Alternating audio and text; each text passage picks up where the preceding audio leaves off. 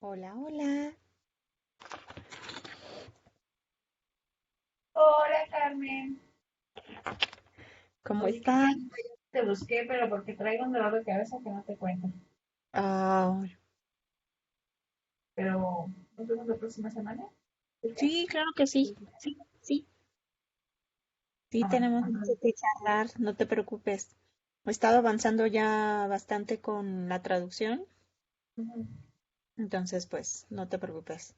Ah, súper. Platicamos la siguiente semana, sí. La próxima semana vemos también la traducción. Pero sí hay que desayunar o algo, ¿no? Sí, exacto, que tengamos más tiempo para que podamos platicar bien. Oye, presento yo a este Ter entonces ahorita. Sí,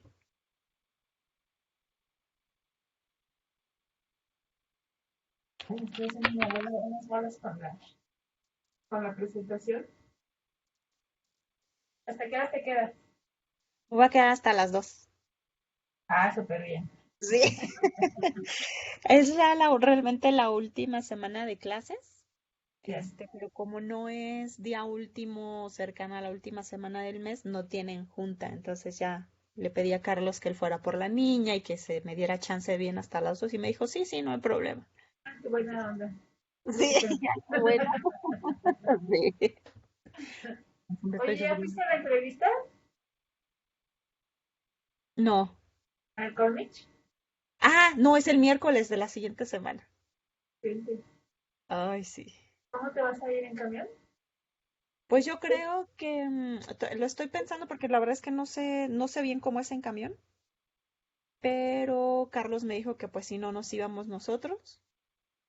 Este, Son como 4 horas en coche, entonces, pues yo creo que al final nos vamos a ir en coche.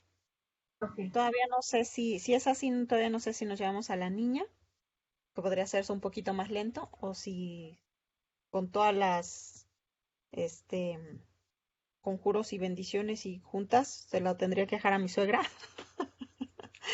pues, Sí. para que, pues, sea un poco más ligero el viaje, ¿no? O sea, para ir y venir un poco más rápido. Pero pues todavía estoy viendo eso, pero es la siguiente semana, el miércoles. Qué emoción. Feliz. Sí, sí, gracias. Pues por lo menos la voy a luchar, ¿verdad? Voy a dar mi batalla y Claro. pues ya con eso es bastante. Saldrían ganando si te contratan. Lo malo es que vas a quedar muy lejos de aquí. Sí, sí lo pensé. Dije, bueno, es que esas oportunidades, o sea, son así, ¿verdad? O sea, buenas, pero dije, bueno, la otra es que, digo, a menos que de aquí al miércoles y eso me haría pensar, se resolviera lo de las cátedras, pero ya viste que eso está toradísimo. O sea, ya ni siquiera puedes entrar en la página en Conacyt, ya solo está el título. Antes podías clicar y ver la información de los resultados pasados o la convocatoria. Ahora nada, solo está el título. No, no, no. Sí. Pues ya ahí fíjate, que salió apenas la de postdoc. Pero, o sea, esa sí yo creo que se adelantó. Ujú. Traen un rollo, como dices tú, bien raro. Sí, no. O sea, sí está muy extraño, muy extraño. Entonces, pues bueno, mientras eso, pues hay que seguir intentando las demás cosas, ¿no? Y pues voy a aprovechar esta oportunidad para participar, a ver.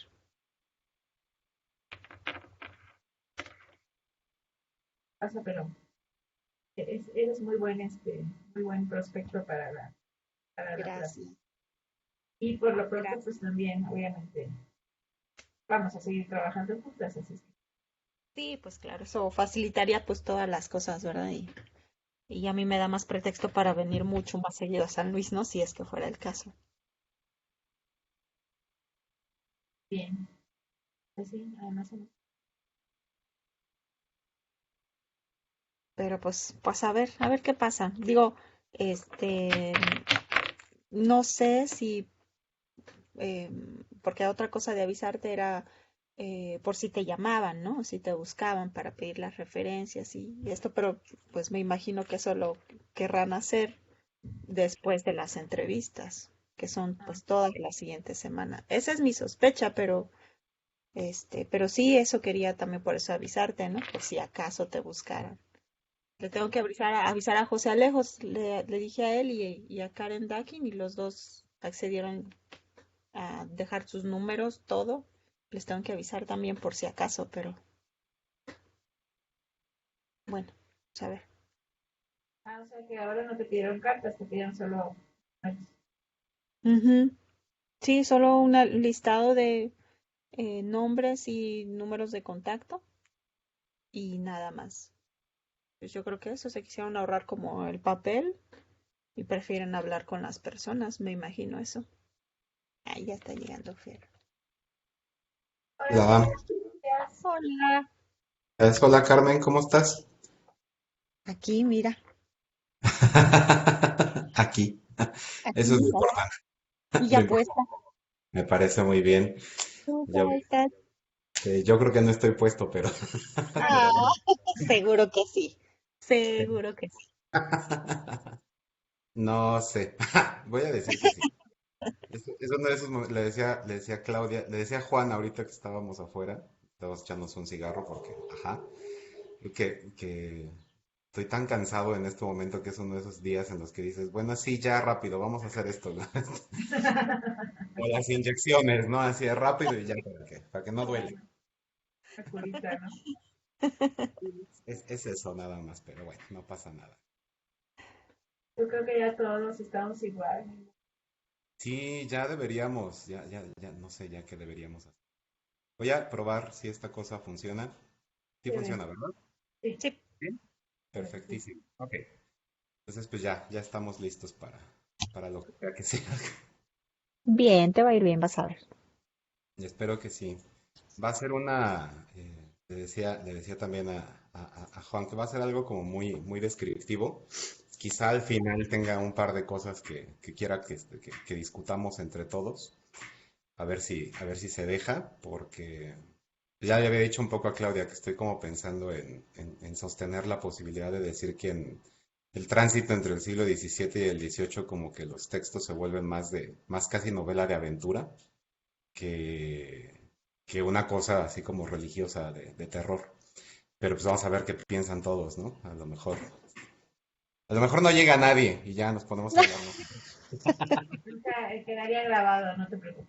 Lo van a Quedará ver, lo van a ver.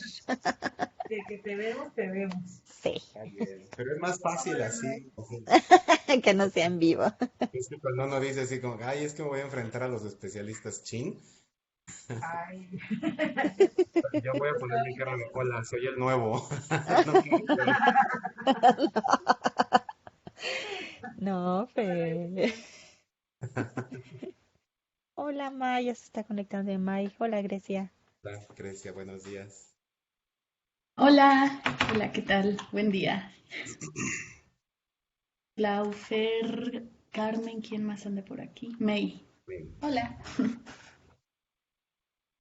Oigan, pues, Grecia, perdón rápidamente, antes de que entren todos. Se me ha estado pasando a contestarte, pero tengo muy presente, ¿eh? Ah, sí, sí. Sí, no te preocupes, Clau. Eh, yo hice esa primera propuesta, pero igual le voy a dar otra revisada y hacer el guión más por extenso, pero era como para que vieras la estructura general. Pero cuando tengas chance, todavía hay tiempo. Todavía. Ah, muy bien. ¿Estás en el call center? Sí, sí, me da un poco de terror porque las computadoras ya ves que son las que están conectadas a la red. Ajá. Y el chiste es que estaba escuchando la computadora de Itzel y como que no se oía bien el micrófono. Te oye Entonces súper dije, bien. no, sí, la verdad, o sea, yo me traje mi lap mejor por cualquier cosa, Ah, ok. pero eso hizo que se me cayera un tantito la conexión a la hora que estábamos con las chicas de la nueva promoción de maestría. Entonces me da un poco de terror que se me caiga o algo en este instante y así como que, oh, mira, estoy hablando para los congelados. Sí, No, no, te pues escuchas ahorita muy bien. bien y te ves bien, así Sí, ahorita que se está bien. Se Ahí ven tengo un todas diablo, las rayitas, se ven todas las rayitas en tu. parece muy bien. Ahí vive el diablo. sí, ahí ya se alcanza a ver, te está protegiendo las espaldas. Exactamente. ¿Cuál? Aquí está el que me trajiste. Ah, ok, sí, sí, sí. Ahí Ah, pues está. que todo bien, perdón. Sí, sí, no, aquí lo pongo ahorita aquí arriba, güey, para que nos veamos, cara. Que esté bien presente. Ándale, para que esté en primer plano. Ahí nos Ah, vemos. Está padrísimo. Ándale así. A ver. A ver, díganle algo. Exacto, a ver, protéstenle. A ver. Contéstenle, díganle algo.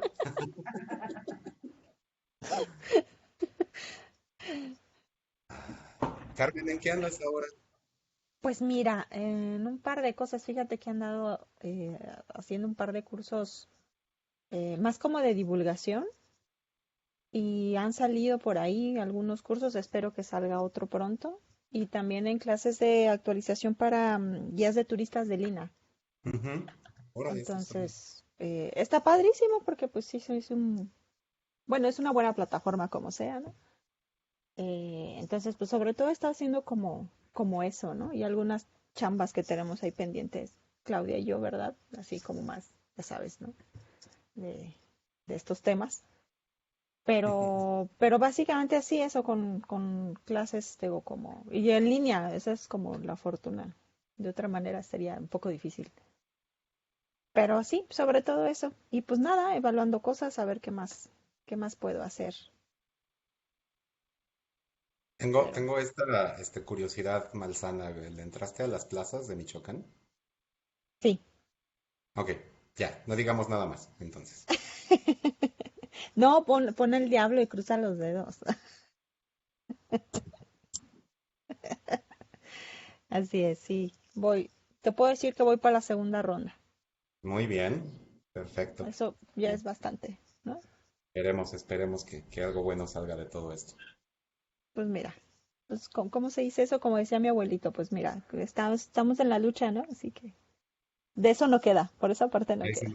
me parece perfecto, güey, por supuesto. Ey. Y pues ya, y mamá, ya ven cómo es la niña, ¿no? Que se cuelga de mí. Oh, sí. Ay, Dios santo, yo no sé cómo le hacen las mamás cuando tienen 4 o 5, qué barbaridad. Yo con una pido esquina, Los dejan que se autorregulen solos. ándale, ahí está, es mi Eso problema. hace bien. Sí. No inventes, las mamás de antes bueno, nuestras abuelas, no sé las de ustedes, pero teniendo 5 hijos mínimo, mínimo, al mismo Sí, tiempo no. además, no sé cómo. Sí, no, Se no, echaban todo no el sé. paquete de un jalón. Sí, sí, no sé cómo le hacían. Yo con la niña, con mis 2 perros, tengo Sí, no, 3 hijos, sí. Ya. está bien. Pero ya está en escuela presencial y todo. Sí, Ya sí, sí, sí, regresó. está pues terminando el primero de kinder. Como está chiquita, pues, o sea, aún así me la aceptaron para primero de kinder. Tiene 3 años y medio Ujú. y ya Ah, acabó súper. el primero. Entonces, pues así vamos a ver cómo nos va en el segundo, pero pues solo así puedo andar porque si no, es imposible, ¿no? Claro. Bueno, pues ahora que viene el verano y las vacaciones, Sí, ya estoy haciendo recortes y a ver qué más se me ocurre. Porque no sé qué dónde la voy a meter. yo estoy pensando seriamente en abrir un kinder de verano, güey. Es que ayer fuimos a la fiesta de Marquito Oh, y hemos descubierto que Julio tiene todo el amor del mundo por los niños, entonces se volvió un ay, qué gestor padre. infantil maravilloso, güey. Entonces yo creo que ya vamos a, vamos a Pues abrir mira, si nuestro. hacen un camping de verano, me avisas. Tairi va a ser la primera, por favor. Sí, sí, sí. Ahí los aventamos a todos, ¿no? Así, órale. Sí, pues sí. Ah, bueno, y sí le hace falta convivir con más niños, es la verdad. Claro. Así que, Que tío Julio se encargue de ellos mientras nosotros bebemos o algo por el estilo. hace mucho que no Claudia tengo dice, una sí. copa en la mano, sí.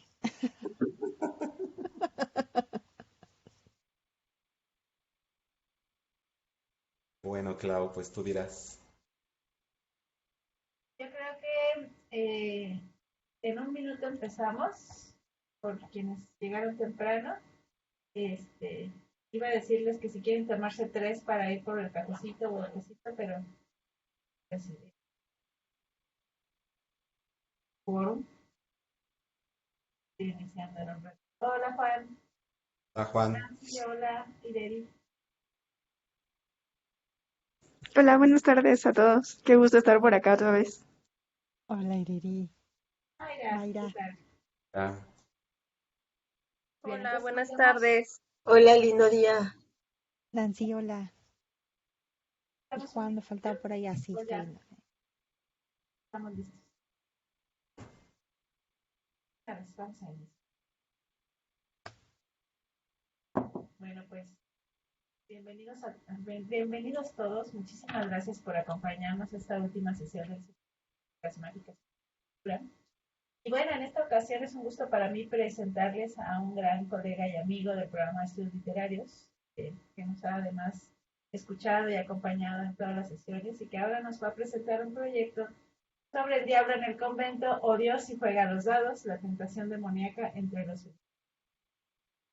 Y bueno, pues rápidamente una breve semblanza sobre el doctor Fernando Morales Orozco. Es doctor en letras por la Universidad Nacional, profesor investigador, colega del programa de estudios literarios del Colegio de San Luis, responsable del proyecto Edición, Rescate y Crítica de Textos Literarios del siglo XIX, Manuel de la Sierra, un escritor desconocido.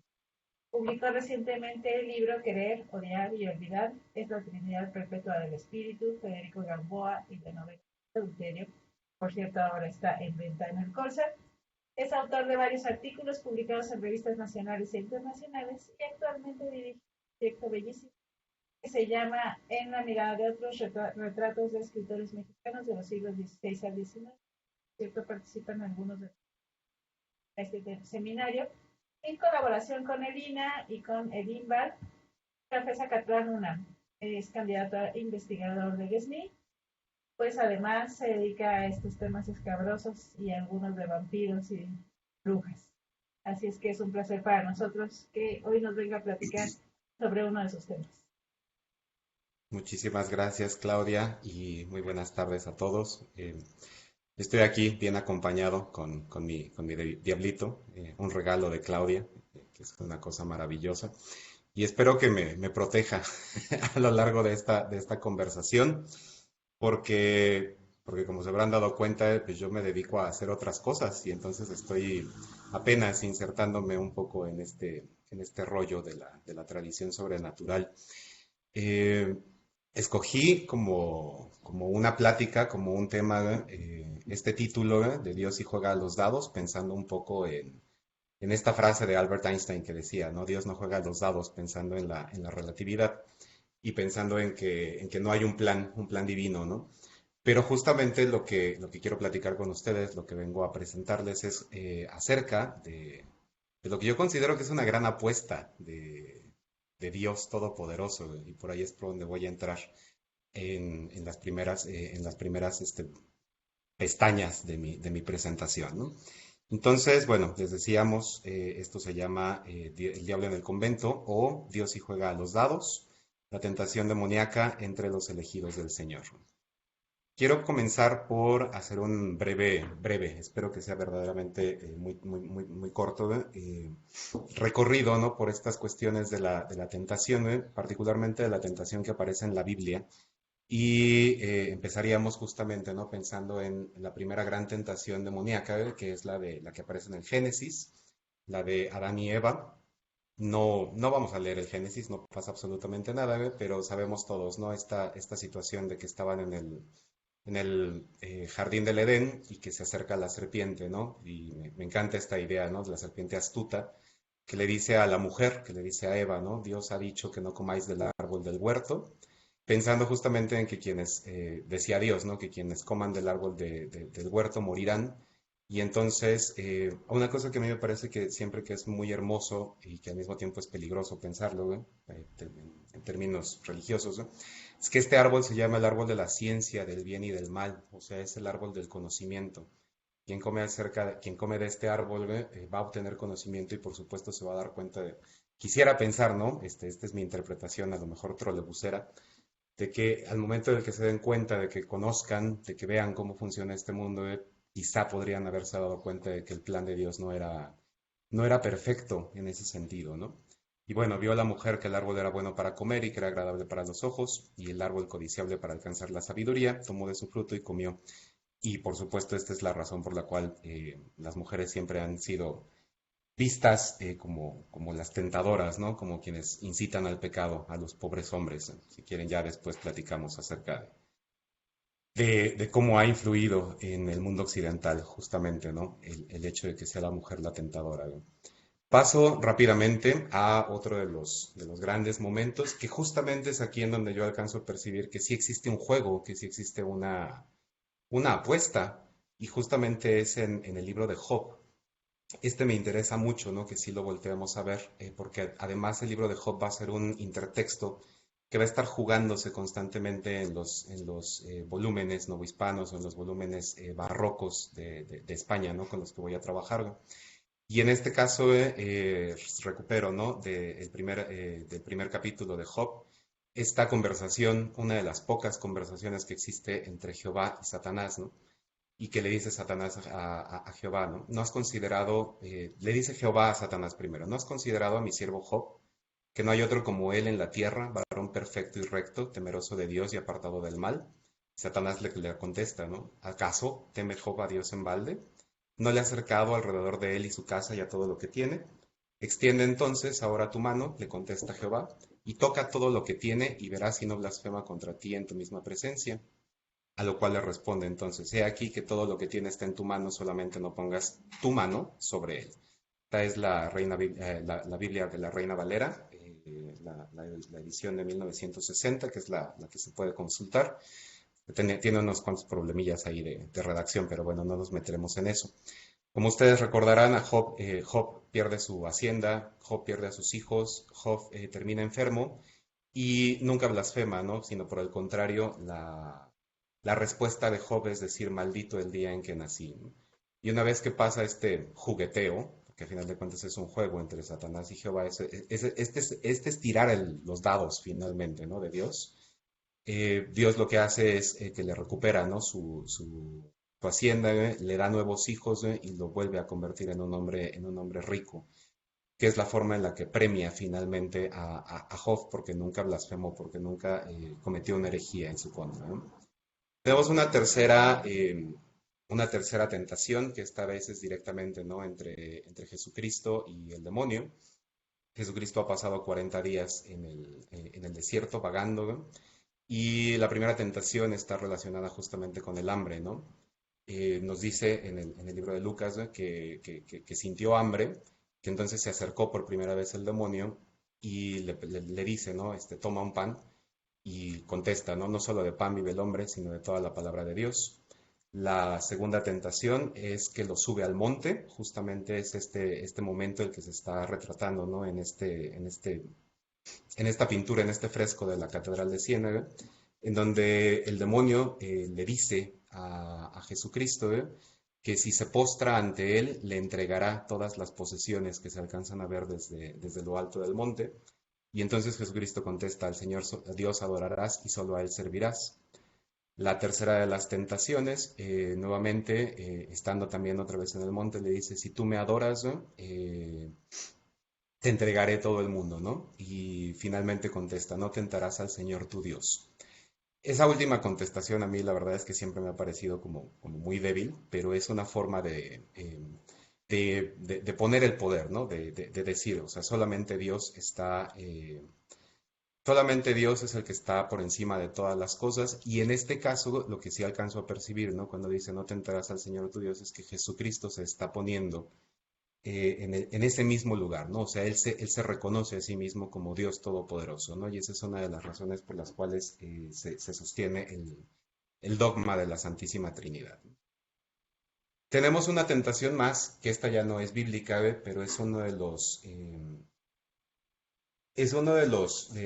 santos, San Antonio Abad, que más ha sido tentado, y es uno de los referentes constantes, ¿no? De la manera en la que el demonio se acerca a quienes son elegidos por el Señor, y la intención justamente de que yo les traiga este ejemplo, es para que veamos algunos de los elementos que se van a repetir constantemente a lo largo de la tradición, ¿no? A lo largo de la tradición de los santos. Me interesa mucho que veamos, por ejemplo, aquí dos de los elementos con los que es tentado, con los que es tentado San Antonio. En la siguiente veremos algunos más. Primero tiene que ver justamente con el deseo de fornicación. Nos cuenta Santiago de la Vorágine en la Leyenda Dorada. Aquí lo dice de una manera muy seria, vamos a decirlo, pero en otros textos alcanzamos a percibir algo mucho más, ¿cómo decirlo? Mucho más que podamos entenderlo más fácilmente, ¿no? Que pueda transmitirnos justamente la tentación. Dice Santiago de la Vorágine, se vio fuertemente asediado por deseos de fornicación, luchó contra tales apetitos, rezó y pidió, pidió a Dios que le permitiera con sus propios ojos al diablo que tentaba a los jóvenes. Se presentó ante él un demonio en forma de niño negro. Dos cosas resalto de este pasaje. El primero tiene que ver justamente con el deseo de fornicación. Los instintos naturales es algo con lo que vamos a ver que aparece constantemente, ¿no? En los siguientes ejemplos. Y el segundo tiene que ver justamente con la presencia del demonio en figura de un niño, en este caso de un niño negro. Lo vamos a ver aparecer como un hombre etíope, lo llaman en algunos casos, negro, o sea, siempre está relacionado con la figura de las pieles oscuras, ¿no? En este caso me llama mucho la atención pensarlo como un niño negro, lo dice Santiago de la Vorágine. Más adelante en el relato, San Antonio le dice al demonio, ¿no? O sea, ya que vi tu forma, ya que vi que es una forma infantil, entonces dejaré de tenerte miedo. En este caso, el infantilizar al demonio hace que se pierda un poco que se pierda el temor justamente, ¿no? Ante esta presencia. Esto es muy importante por aquellas cosas que quiero mencionar hacia el final, para que podamos hablar acerca de cómo considero yo que están transitando estos textos. Esta es la segunda, otra de las tentaciones de San Antonio. En este caso es les presento un cuadro de Miguel Ángel Buonarroti. Y dice Santiago de la Vorágine, estando recluido en una gruta sepulcral, una turba de diablos lo apalearon hasta dejarle sin sentido y por muerto.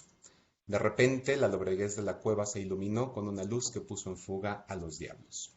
Constantemente nosotros vemos en la leyenda dorada que son que los demonios en diferentes formas, en este caso Miguel Ángel está pensando en formas animales, ¿no? Tientan, golpean, en este caso, por ejemplo, lo están elevando hacia los cielos para dejarlo caer, ¿no? Y las formas animales son otro de los motivos que vamos a ver aparecer constantemente, ¿no? En los textos que vamos a analizar ya directamente de la Nueva España, ¿no? Una cosa que me llama mucho la atención y que también quiero poner en la mesa, ¿no? Para que podamos discutir, en este caso justamente es el estoicismo con el que está trabajando, con el que está presentándose, ¿no? La figura de San Antonio, ¿no? Cada uno de los santos, cada uno de los personajes que vamos a ver hacia adelante, ¿no? Presentan justamente este estoicismo, ¿no? Como si fuera ellos se entienden a sí mismos como instrumentos de Dios. Y como instrumentos de Dios van a ser tentados, van a ser apaleados, van a ser golpeados, van a ser seducidos, van a intentar ser seducidos, ¿no? Pero siempre van a tener esta cara de seriedad o van a tener esta posibilidad de que nosotros los entendamos como, sí, como que no van a tener emociones algún tipo de emoción, ¿no? Siempre van a recibir la tentación y van a recibir estos castigos corporales, ¿no? De forma seria, de forma que no les causa ningún tipo de miedo, por decirlo de alguna manera, ¿no? Esto, aquí por ejemplo, hay un pequeño momento en el que alcanzamos a percibir la duda en el caso de la tentación de San Antonio, ¿no? Y también aquí nosotros vemos las figuras animales, ¿no? En la leyenda dorada, eventualmente, San Antonio pregunta, esta luz que nosotros habíamos visto en la diapositiva anterior, ¿no? Es la presencia de Jesucristo. Entonces él le pregunta, ¿dónde estabas, buen Jesús? ¿Por qué no viniste antes, al principio, para ayudarme? A lo cual contesta Jesucristo, yo he estado aquí desde el primer combate. No intervine en tu favor declaradamente porque quise comprobar tu fe y fortaleza. Como luchaste valerosamente y venciste, haré que tu nombre se mencione y alabe en toda la tierra. Esto nos recuerda, por principio de cuentas, a Job. Job cuando dice, maldito el día en que nací, se está poniendo justamente, ¿no? En este mismo terreno de la fe y de la fortaleza. Sin embargo, nosotros aquí en Santiago de la Vorágine, en la leyenda dorada, vemos a San Antonio justamente que solicita auxilio, que pide ayuda. O sea, aquí hay una primera transformación. En el texto judeocristiano, nosotros vemos, en el texto judío, pues, en el Antiguo Testamento, en el caso de Job, lo que nosotros vemos es esta pasión estoica, esta imposibilidad, pues, de solicitar ayuda por parte de Job. Y en el caso de los cristianos, en este caso, ¿no? En el caso de San Antonio, ¿no? Ya vemos un poco el miedo. Por eso me pareció tan interesante, ¿no? Este cuadro de Grünewald, porque vemos a San Antonio justamente sufriendo. Y en este sufrimiento alcanzamos a percibir también, ¿no? La posibilidad de solicitar ayuda, de solicitar auxilio. Sin embargo, lo que no cambia finalmente es esta impasibilidad de Jesús, esta impasibilidad de Dios, de estas dos personas que son una misma, pues, de esta Santísima Trinidad, que dice, yo soy testigo, yo estoy aquí para verificar que efectivamente tu fe sea lo suficientemente fuerte, ¿no? Y vemos un tercer elemento que me parece que también puede ser muy interesante en el cambio, porque aquí ya vemos que dice, ¿no? Como luchaste valerosamente y venciste, haré que tu nombre se mencione y alabe en toda la tierra. Entonces ya hay también, ya no es como anteriormente, ¿no? Nada más este juego, sino que aquí también ya tenemos una victoria, ya tenemos un impulso distinto, ¿no? Ya hay una recompensa, ¿no? Y en ese sentido es por donde nosotros vamos a ver que entonces empiezan a cambiar los textos novohispanos, los textos con los que vamos a trabajar. Presento rápidamente los textos sobre los que me voy a basar.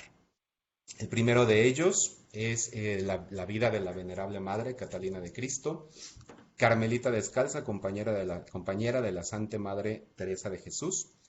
Esta mujer es efectivamente, ¿no? una priora, ¿no? Del convento de la Santísima Trinidad. Estuvo en Pamplona, estuvo en Barcelona, fundadora de estos conventos, y por supuesto no es coetánea, contemporánea de la Santa Teresa de Jesús.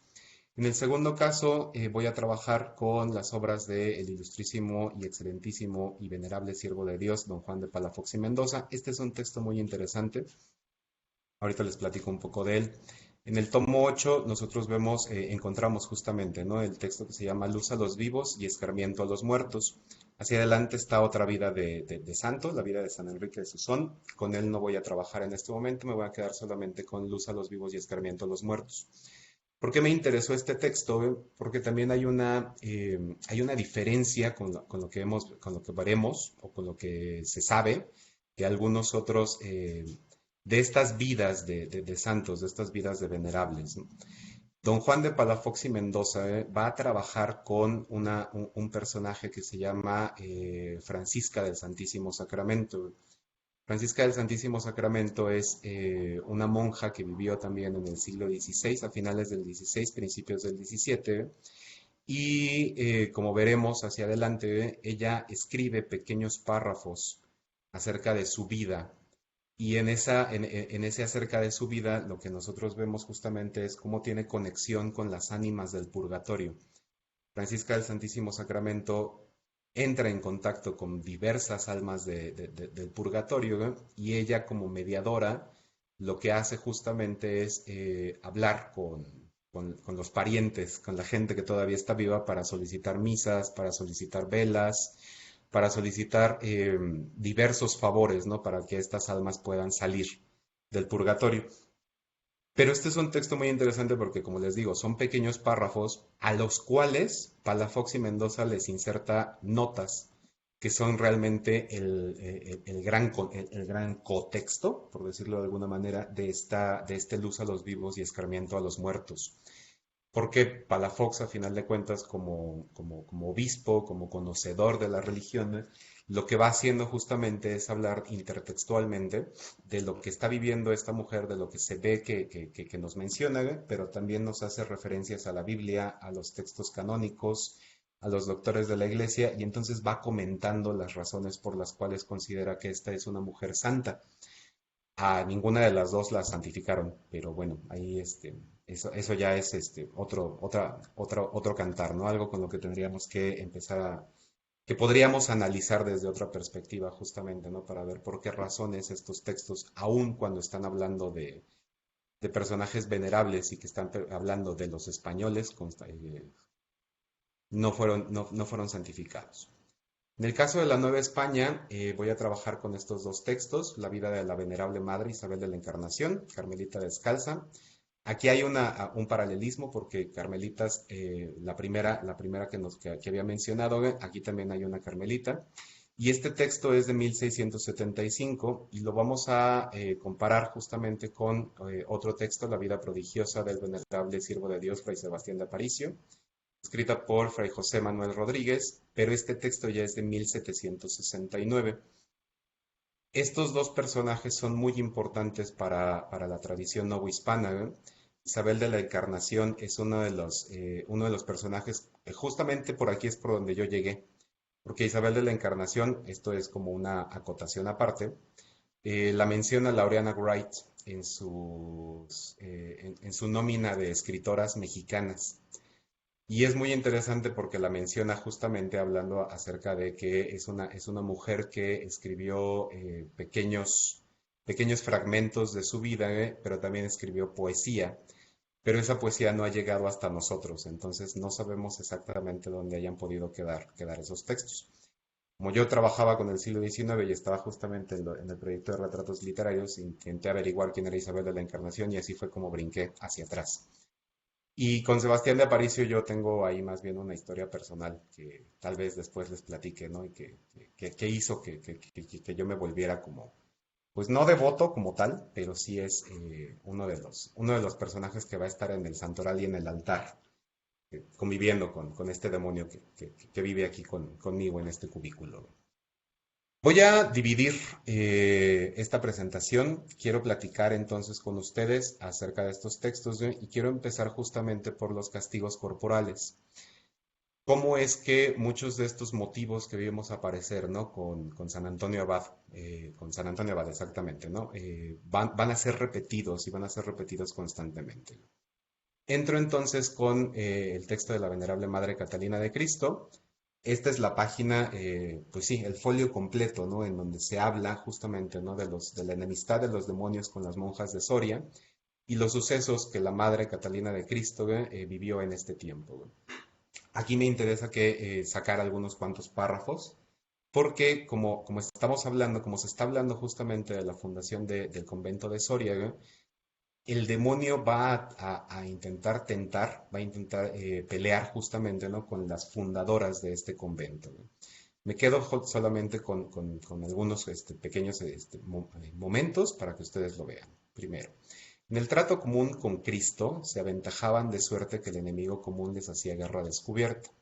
Esto significa en el trato común con Cristo, en el tiempo de la oración.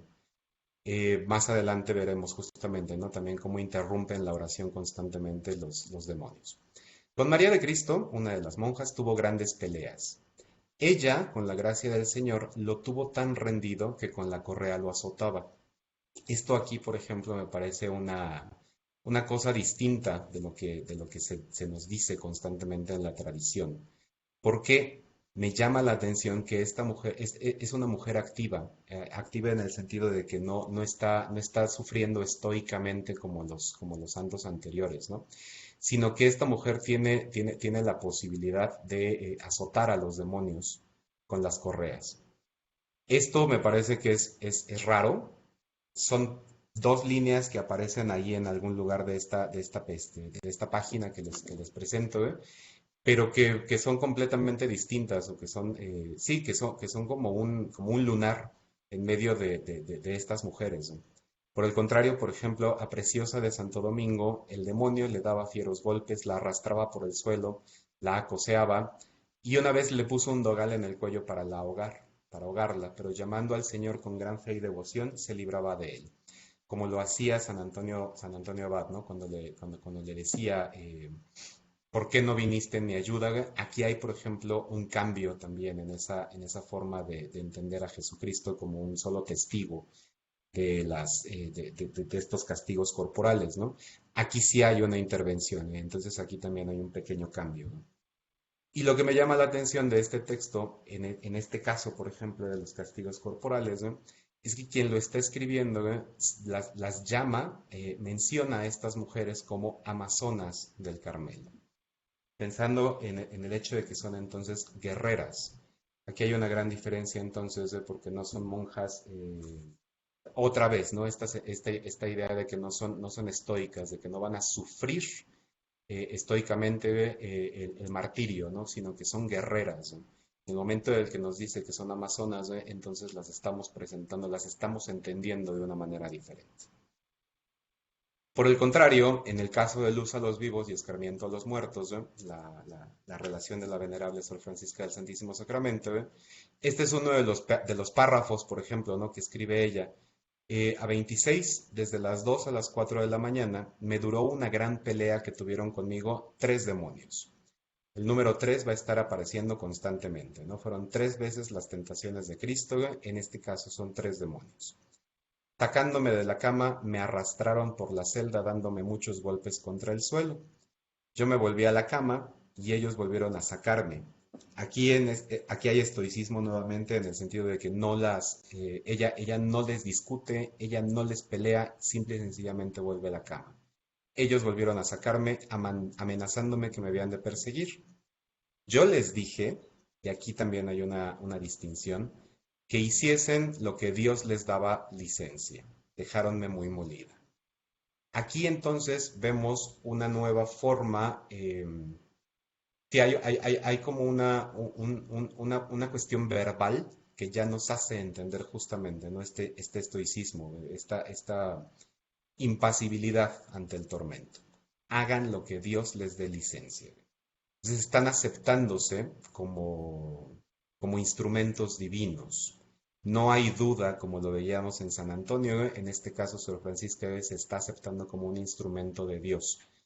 Y esto lo voy a dejar ahí como una hipótesis, quizá también podamos platicarlo más adelante. El hecho de que acepten el castigo corporal, ¿no? A mí ya me pasó Freud encima, perdón, pero me hace pensar en que entonces también hay un disfrute. Y esa idea, les digo, la voy a dejar ahí suelta para que después veamos qué podemos hacer con ella. En el caso de los textos novohispanos, en el caso de Isabel de la Encarnación, el tormento es básicamente el mismo en este caso, ¿no? Otras veces le causaban grandes temblores, apretábanle la quijada sin dejarle hablar ni comer, arrastrábanla por los suelos en presencia de las religiosas. Aquí hay un testigo, y esto es muy importante. Jugaban con su cuerpo como si fuera una pelota. El hecho de que diga una pelota a mí me da un poco la idea de que ya más bien está como llevándolo hacia el terreno de la comedia, pero tampoco puedo decir que estos textos dejen de ser serios. Si quieren lo platicamos también hacia adelante. Arrojándola de unas partes a otras, dando golpes contra las paredes, dejábanla muchas veces por muerta, causando inquietud y alboroto en el convento. De ordinario le causaban otro tormento, así estando en el coro en las horas, como fuera de él, extraño y de gran penalidad porque le traían la cabeza, dándole vueltas de una parte a otra con tanta prisa como si fuera un tornillo o una devanadera. Esto a mí también me parece que puede llegar a ser como una imagen bastante cómica, pero no voy a decir nada más. Sin que las religiosas pudiesen tenerla, admirándole de que un cuerpo humano pudiera quedar con vida en semejante tormenta. Otras veces le quisieron echar en un poco y lo hicieron si Dios les diera licencia. Nuevamente está presente el hecho de que estos demonios no están obrando por sí mismos, sino que están obrando también por mandato de Dios, porque Dios les está dando permiso, porque Dios está jugando a los dados. En el caso de Fray Sebastián de Aparicio, en estos castigos corporales, otra vez el motivo es el mismo, pero aquí, por ejemplo, también está pensado desde otra perspectiva, ¿no? Vamos a ver. Aparecíasele el demonio, le quitaba las pobres mantas con que se abrigaba y arrojándoselas a una azotea le obligaba a ir por ellas. Si se dan cuenta, cuando nosotros pensamos en las primeras monjas que nosotros habíamos visto, los tormentos corporales se ven más fuertes, pareciera ser como más horrorosos.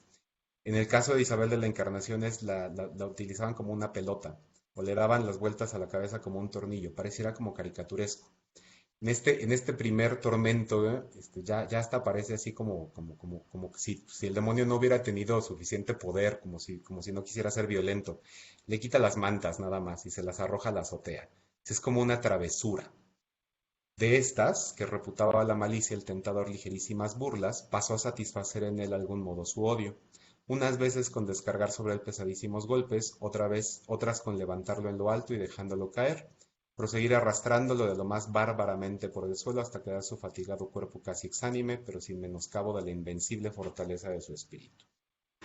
Aquí retomamos entonces el espíritu estoico, la fortaleza, ¿no? del espíritu de San Antonio Abad, pero el hecho de que por principio de cuentas aparezca aparezca un tormento que pareciera ser como muy ligero, esto de quitarle perdón, es que había alguien aquí en la ventana, y no es el demonio. El hecho de que por principio de cuentas el primero de los tormentos sea que le quitaban las mantas, me parece como muy cómico, o sea, como algo que no pareciera ser como muy serio, que no tuvieran, que no fueran, perdón si se me van un poco las palabras, es el cansancio, eh, como si fuera muy sencillo, y de ahí como que le van subiendo el volumen al tormento. Pero estas primeras marquitas, ¿no? Me parece que son como más caricaturescas y eso hace que los textos novohispanos eventualmente los podamos leer desde otra perspectiva. Hacia allá es hacia donde quiero llevar la reflexión. Pero me quedo ahorita en esta parte meramente descriptiva. Dos, hablábamos acerca de la posibilidad de encontrar las figuras demoníacas como animales. En este caso nosotros los vamos a ver de la siguiente manera. En el primer texto de las monjas carmelitas no aparecen este tipo de tentadores, ¿no? De tentadores animales, ¿no? Pero sí los vamos a ver aparecer en Luz a los vivos y Escarmiento a los muertos. En el primer claustro de las celdas vi un perro negro, nuevamente, el color es muy importante, a manera de gosquete. Aquí, por ejemplo, yo podría decir que ya hay una minimización, porque gosquete es un perro pequeño, con poco o nada de pedigrí que a la mínima se pone a ladrar. Esto lo saco de autoridades. Que andaba tras ella haciéndole gestos. Tenía los ojos como brasas y de la boca echaba llamas. Ahí es en donde ya podemos decir entonces que sí hay verdaderamente un poder demoníaco. Pero es un poder demoníaco minimizado porque es como un chihuahua, uno de estos perritos falderos que anda brincando, ¿no? Hasta que ya le vemos los ojos y la boca, entonces ya nos da un poco de terror. También vio andar otras religiosas por el tránsito del claustro. Ella entró en su celda cerrando la puerta. Al punto le mataron las luces y se le puso a manera de fantasma. Aquí vemos una transformación de este perro. De fantasma negra y abominable de fea, con mucho fuego, y no le dijo nada ni llegó a ella, y quedó con grande espanto de esta infernal vista. Aquí nosotros vemos a la Madre Francisca del Santísimo Sacramento, que quedó impávida, que no hay una contestación, no hay una respuesta y tampoco hay una forma de que diga, bueno, esta es parte de la licencia de Dios. Aquí por primera vez nosotros vemos a uno de estos santos, a uno de estos venerables, que verdaderamente sufre de miedo. En el caso de la venerable Madre Isabel de la Encarnación tenemos otras figuras animales.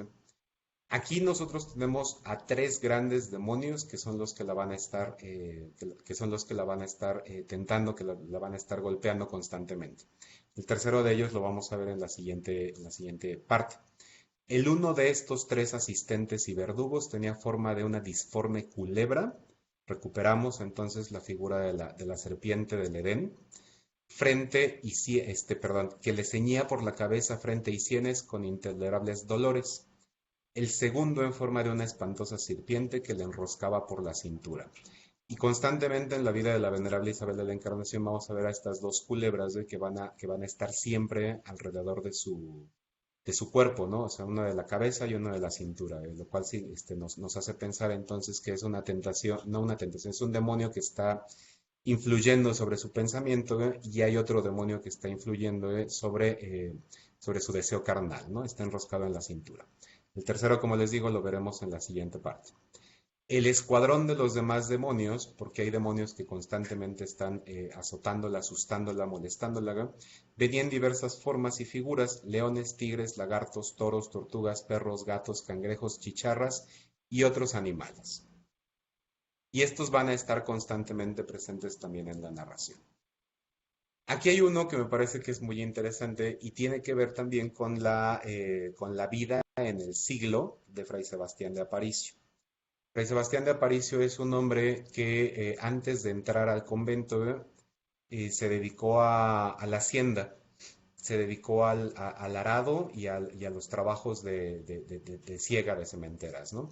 Entonces, este episodio sucede justamente antes de que él entre al convento. Él entra ya de 70 y tantos años. Se me fue ahorita la edad, la edad exacta, pero tiene más de 70 años cuando entra al convento de San Francisco. Y en este caso, el demonio se le va a aparecer en forma de toro. Por aquí anda.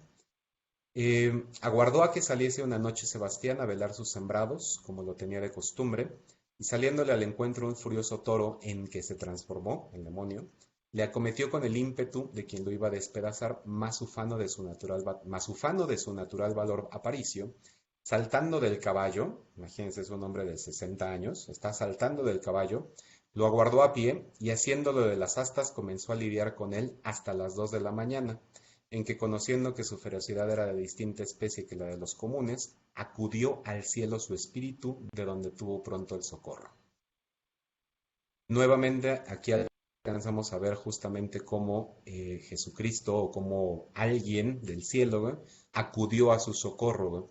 Pero resulta muy interesante, esta parte no se las pongo, pero se las platico, porque el socorro divino no llegó directamente a Sebastián de Aparicio, sino que llegó a avisar en un convento que está en Tlalnepantla, para que todos los monjes se levantaran de sus camas en ese momento y acudieran al coro a rezar.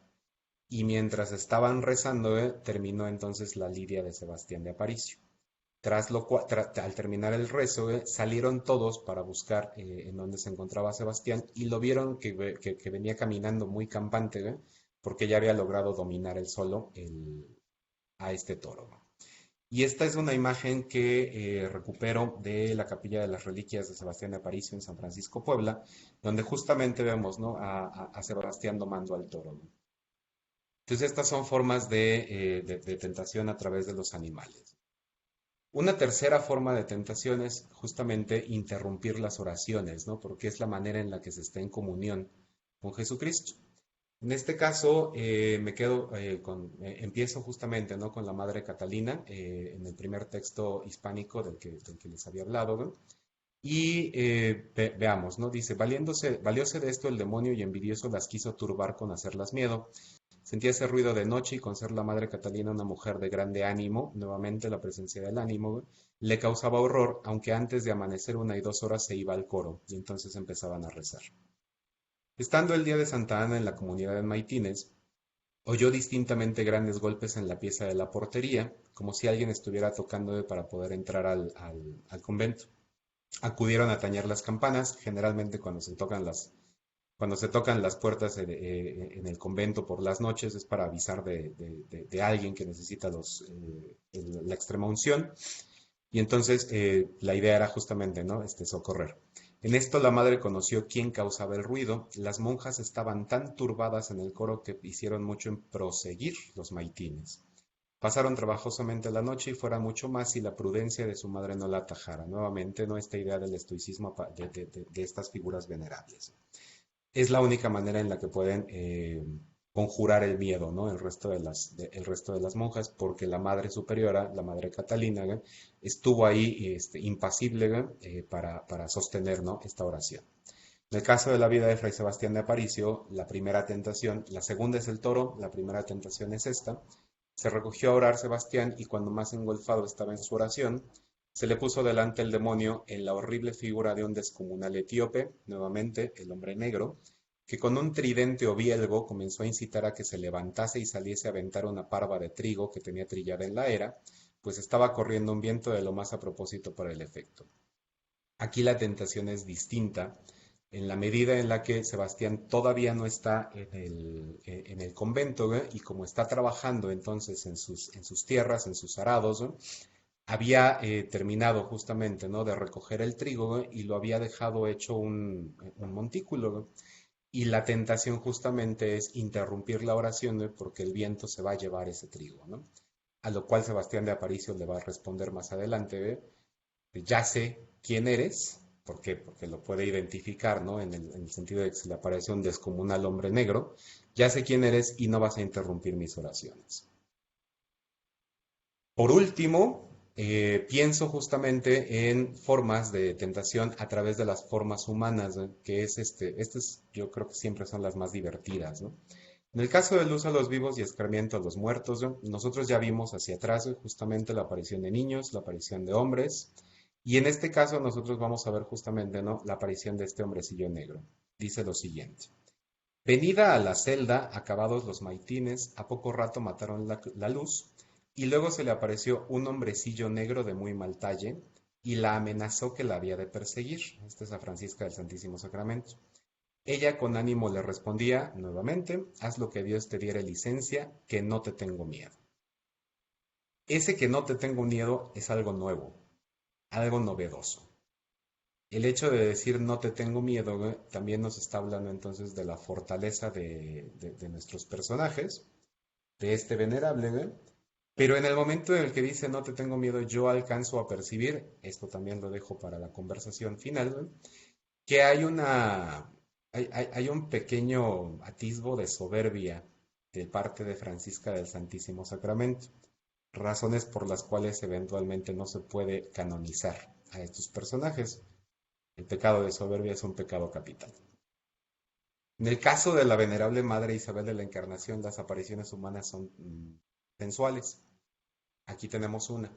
Transfigurábase en forma de un mancebo lindo, hermoso, amoroso y halagüeño, y con palabras y acciones impúdicas la procuraba persuadir a que consintiese en las tentaciones. Y aunque ella con el auxilio divino resistía con gran valor y constancia, era tanta su porfía que no cesaba a un punto de persuadirla, levantando en aquella alma pura terribles llamas que en una pureza grande solo llegar a las puertas de la imaginación es el mayor tormento. Aquí me interesa resaltar dos cosas. La primera está este motivo, lo pienso, por eso traigo esta miniatura del siglo XIV, de una monja seducida por el caballero que salen del convento. Este es un motivo que va a estar presente y que vemos incluso hasta el siglo XIX. Hacia allá no voy a llegar, pero espero que ya que escriba esto en algún lugar pueda finalmente aterrizar esto que traigo dando vueltas en la cabeza. Ese primer motivo. Y el segundo, esto que dice que en una pureza grande solo llegar a las puertas de la imaginación es el mayor tormento. Lo pienso desde la filosofía aristotélica, que es en donde se basa la escolástica la escolástica medieval y el pensamiento del siglo de oro, ¿no? El momento en el que dice que la tentación entra en la imaginación, y ustedes recordarán, las tres partes del alma aristotélica son la imaginación o entendimiento, la memoria y la voluntad. Imaginación o intelecto, que es justamente el cómo percibimos el mundo. La memoria es, la memoria como la conocemos, como lo ubicamos nosotros, ¿no?, aquello que recordamos, y la voluntad, que es cómo el entendimiento y la memoria sirven para entonces actuar, o sea, el tener voluntad. En el momento en el que nosotros alcanzamos a percibir esto, lo pongo también a la discusión. En el momento en el que yo veo cómo esta tentación sí entra, aunque sea a las puertas, pero sí toca la imaginación, entonces está tocando el alma. Y una monja que ha permitido que la tentación entre en su alma no puede ser canonizada tampoco. Por esa razón, la venerable no se puede canonizar. Esta es otra de las presencias en el caso de la venerable Isabel de la Encarnación. Esta me encanta porque de veras es pornografía pura y dura. El tercero de los demonios que atormentaban a la monja, les decía, ¿no? Que son dos serpientes, la gran culebra de la cabeza, la serpiente que está en la cintura, el tercero de los demonios, y el más penoso aparecía en figura de un hombre desnudo, que con extraña porfía la combatía para que perdiese su pureza virginal, haciendo y diciendo cosas torpes y abominables que le causaban mayor tormento que todos sus dolores, enfermedades y trabajos. Este motivo está presente también en la vida de Santa Rosa, no la traigo a colación, pero justamente una de las de representaciones pictóricas que me parece más hermosa de estas tentaciones es la que está justamente en el sagrario de la catedral, que es este cuadro de Cristóbal de Villalpando, ¿no? Santa Rosa tentada por el demonio. Y el demonio está abrazando a la monja, ¿no? ¿Por qué digo que esto es pornografía pura y dura, güey? Porque haciendo y diciendo cosas torpes y abominables, nosotros en pleno siglo XXI, cuando leemos torpe, güey, decimos que el demonio era tonto, pero torpe en el diccionario de autoridades aparece justamente como eh, impúdico. Hombres haciendo cosas torpes, literal lo que está diciendo es que se estaba masturbando. Entonces, este demonio es, bueno, ya, lo voy a dejar ahí. Y esta es otra de las formas, otra de las apariciones, ¿no? De estas apariciones humanas. Esta aparece justamente en el texto de Sebastián de Aparicio. Me voy un poco hacia la mitad, no hacia la mitad, sino a la cuarta línea, aquí más o menos. Transformado pues en una hermosa dama, adornada de tan ricas como engañosas galas, se le presentó usando de todo el atractivo de las caricias y palabras lisonjeras. Preguntóle a Aparicio, recuerden ustedes que ya es un hombre mayor, ¿qué quería? A lo que respondió, solo amarle y servirle compadecida de su avanzada edad, pues aún en ella estaba trabajando sin incomodidad ni regalo.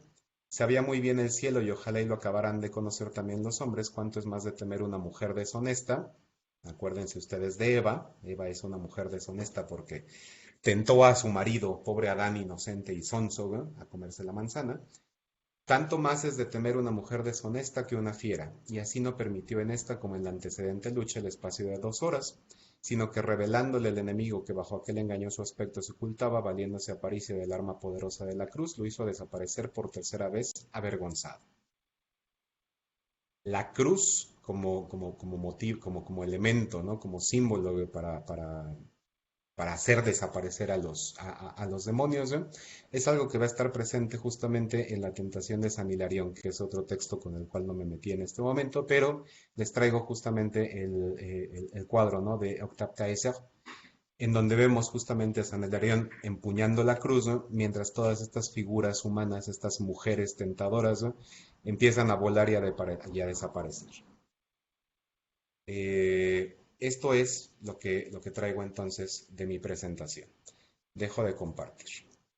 ¿Qué es lo que me llama la atención de todos estos textos, ¿no? Un poco para recuperar, ¿no? Estos pequeños cabos sueltos, ¿no? O hilos que fui dejando, ¿no? El hecho de que conforme nosotros vamos viendo que pasa, que van cambiando estos textos, ¿no? Alcanzamos a percibir cómo esta idea de estoicismo, esta idea de impasibilidad, ¿no? Este soportar el castigo, ¿no? Cada vez que aparece uno de estos nuevos textos, ¿no? Alcanzamos a percibir, cómo sí existe el socorro divino, en el momento en el que en el que algunas de estas monjas, ¿no? Solicitan la ayuda divina y entonces solicitando la ayuda divina, ¿ve? Desaparecen los demonios. Ahí hay un cambio que nosotros no habíamos visto en Job y que nosotros no habíamos visto en San Antonio Abad.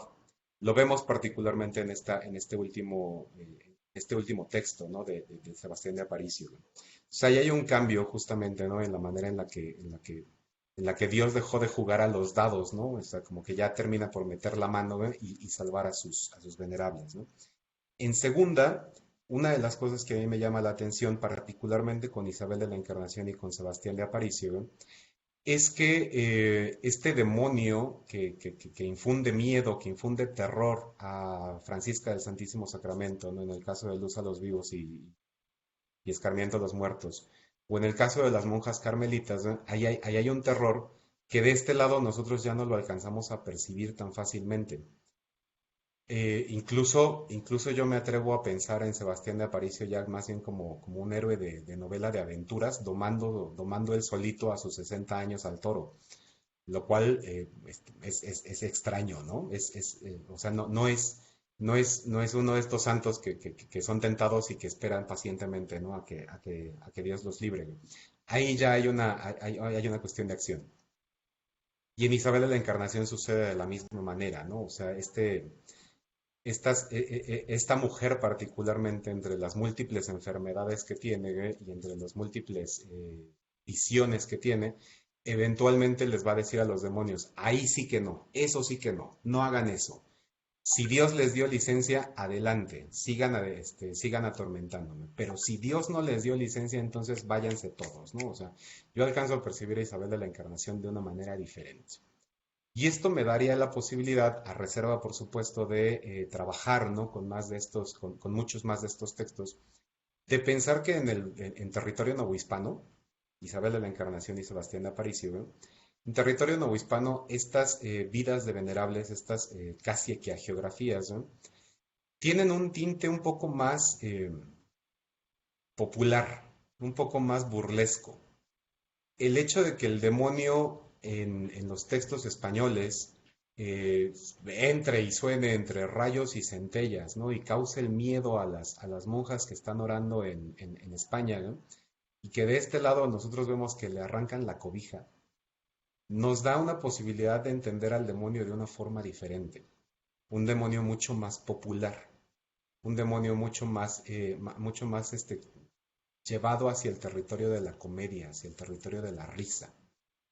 Y eso nos da un tinte distinto en el caso de cómo se maneja o de cómo se escribe la geografía, ¿no? O estas vidas de venerables en territorio hispánico y de cómo se escribe en territorio novohispano.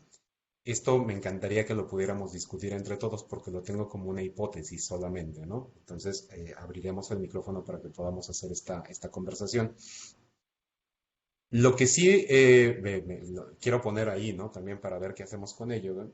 Es que a excepción de Sebastián de Aparicio, a ninguna de las otras monjas se le siguió proceso de beatificación, mucho menos de canonización. Particularmente el texto de Sebastián de Aparicio me interesaba trabajarlo, porque él es un texto que está publicado en 1769 y para 1789, si mal no recuerdo, o sea, son 20 años de transición solamente, empieza en ese tiempo, justamente en esos 20 años, es en el que se lleva el proceso de beatificación que va a culminar en el 89. Entonces, hay una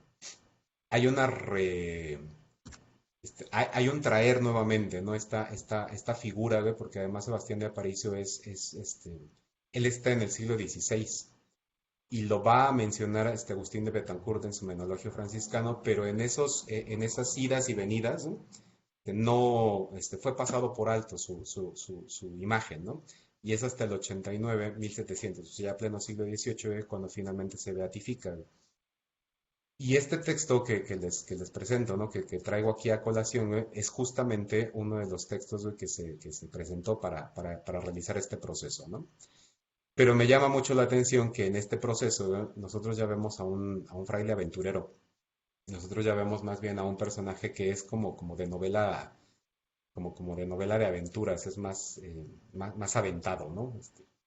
Y por supuesto es completamente extraño pensar en que un hombre de 60, 70 años, pues pueda dominar al toro, pueda andar con su carreta por los caminos de Puebla, etcétera, ¿no? O sea, bueno, esa es una de las cosas que ya irá hacia adelante. Mi propuesta, que quiero que discutamos, y entonces yo con esto cierro justamente, es esta hipótesis de pensar, ¿no? Cómo los textos hispánicos tienen un tono más cercano, ¿no? A este estoicismo de los santos medievales, mientras que los textos novohispanos nos llevan un poco más al territorio de lo popular, nos llevan un poco más al territorio de lo cómico, nos llevan un poco más al territorio de la novela de aventuras. Ahí sí, pues me acudo a los expertos, porque yo soy nuevo en este mundo novohispano, para que podamos platicar y para que podamos verificar o decidir o saber, ¿no? Si podemos llevarnos hacia otro territorio. Por mi parte, esta es mi presentación. Muchísimas gracias a ustedes por su atención y platiquemos. Gracias, Fernando. Ha sido verdaderamente interesante, dado por las tentaciones de los diferentes hombres de Dios, ¿no? Que no les ha ido del todo bien. Voy a empezar y Job es un muy... Quiero darle la palabra al grupo, quien quiera comentar algo, hacer algún varios hilos de la conversación. Morales. Perdón, yo solo iba a decir que como que tu audio, Clau, al final, o sea, al final de tus frases como que no las escuchamos. Sí. Ok. Más bien abro la conversación. ¿Alguien quiere hacer alguna pregunta, comentario o seguir el hilo?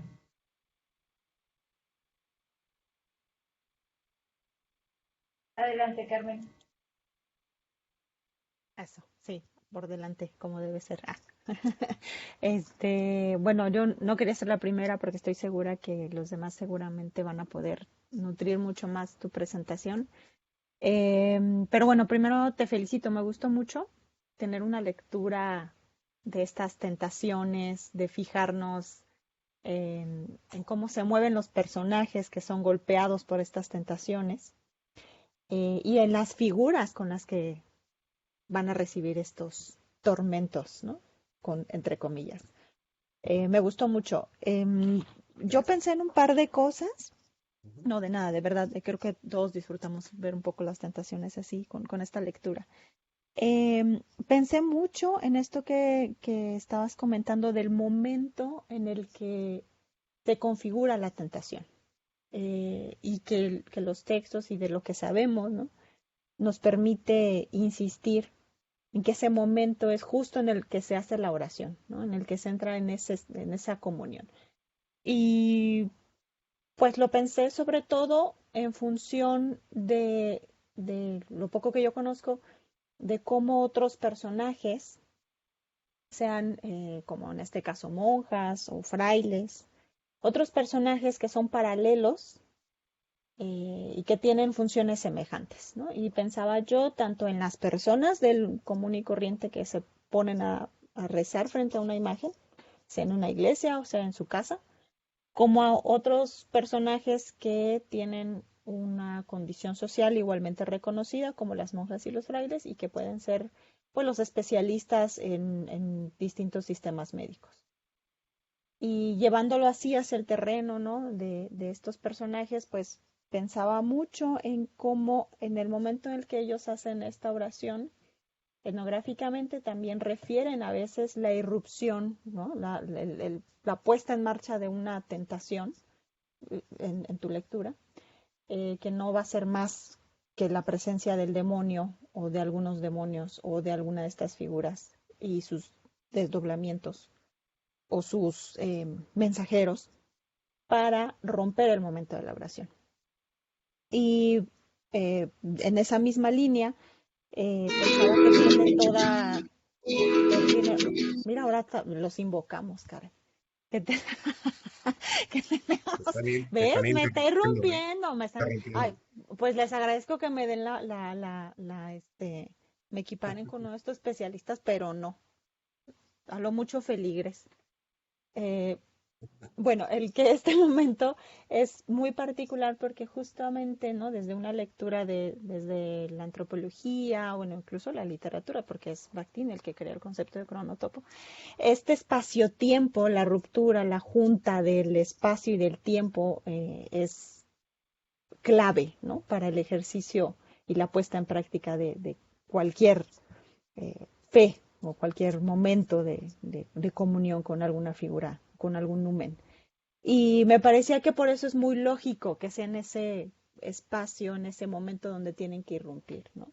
Porque en la oración como género, pues está sumamente relacionada con los relatos míticos, con las hagiografías, por supuesto, porque es donde los santos o estas figuras que fueron humanas, pues luchan o tienen estas tentaciones o sufren pues algún, algún ataque, ¿no? Muy frontal y es donde se manifiestan a veces, sea con con mucha o poca decisión de Dios, su presencia y su poder. Entonces, antropológicamente hablando, es la construcción del espacio-tiempo del mito. Y el espacio-tiempo del mito es el siempre presente. Y es cualquier tiempo, ¿no? Por eso funciona una oración en una curación o en una maldición, porque es en el espacio en donde todo es posible, ¿no? Es un siempre presente y es por lo tanto un siempre, puede ser un pasado, puede ser un futuro, ¿no? Y que sea en ese momento es porque entonces permite que se pueda jugar, ¿no? Con ellas. Entonces me pareció como muy interesante por eso verlo en los textos que tú nos presentaste, porque creo que es perfectamente lógico el que sea en ese momento donde tengan que irrumpir y sea que van a poner en marcha o no otras fuerzas. Y solo para rematar con eso, la frase que nos cuentas que en una de estas monjas dice no te tengo miedo, que es una actitud mucho más frontal. Sí, ciertamente, ¿no? O sea, no va a ser la subordinación de, bueno, pues ya te dieron licencia, pues venga el flagelo, no, sino hay como una suerte de enfrentamiento o de encarar, ¿no? A esta situación y pues es justamente esta relación más frontal la que vemos incluso ya en algunos otros textos, como en los conjuros, ¿no? Donde ahora sí vamos a pelear, ¿no? Y que es lo que harían muchos especialistas en los sistemas médicos indígenas, ser completamente frontales, ¿no? Y pelear. Entonces, me llamó mucho la atención que pudieras recuperar esas características, esos momentos, esas puestas en marcha, y te lo agradezco muchísimo, porque si yo etnográficamente lo veo, y bueno, verlo en los textos, en estos textos novohispanos me parece como fantástico. Creo que es otro paso más en donde en los siglos siguientes hay un diálogo abierto entre las tradiciones culturales para dar nuevos significados y nuevos roles, no solo a los santos, sino también a quienes hacen uso de estas oraciones, ¿no? O de casi cualquier interacción con estas figuras. Muchas gracias. Padrísimo, Carmen, muchas gracias. Me abriste también esa posibilidad de entrar. No lo había pensado así, pero ahora que lo escucho, que te escucho hablar, lo primero que pensé, y mira, me fui por otro lado, pero está bien, ¿no? Es en el exorcismo. Me estaba pensando así en la película, ¿no? O sea, justo en ese instante en el que está el padre Carras orando y viene el vómito y viene la elevación del cuerpo y entonces justamente es esa cosa de interrumpir, ¿no? Interrumpir provocando miedo, ¿no? Pero esto último que dices justamente, ¿no? Del enfrentamiento, el pelear, ¿no? De la actitud frontal, ¿no? Es algo que me parece fabuloso y al mismo tiempo otra razón por la cual no se pueden canonizar a estas mujeres. Porque la actitud frontal, o sea, en la tradición indígena seguramente funciona de una manera distinta, pero en tradición católica las mujeres no pueden tener esa actitud frontal, porque ellas no exorcizan, porque ellas no tienen el poder. Entonces, doblemente, alguien más me dirá, no, no es cierto, no va por ahí, ¿no? Y estará padrísimo que me puedan, que podamos rebatirlo, ¿no? Pero el hecho de que Isabel de la Encarnación tenga esta actitud frontal de no te tengo miedo, ¿no? Quietos, si no vienen por Dios, entonces no me hagan nada.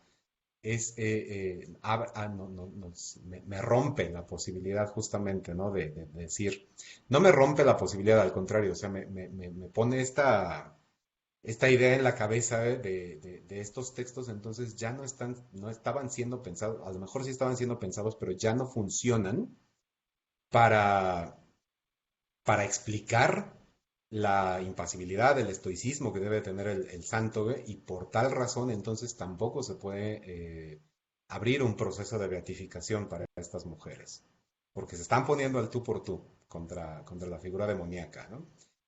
Al tú por tú contra una figura demoníaca popular, pues esto también me suena un poco a milagrito, ¿no? A estas imágenes que vemos constantemente.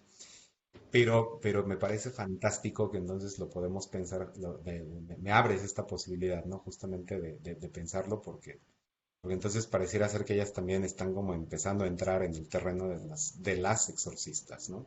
De Ujú. las oradoras, que están curando, de las oradoras que están rompiendo un maleficio.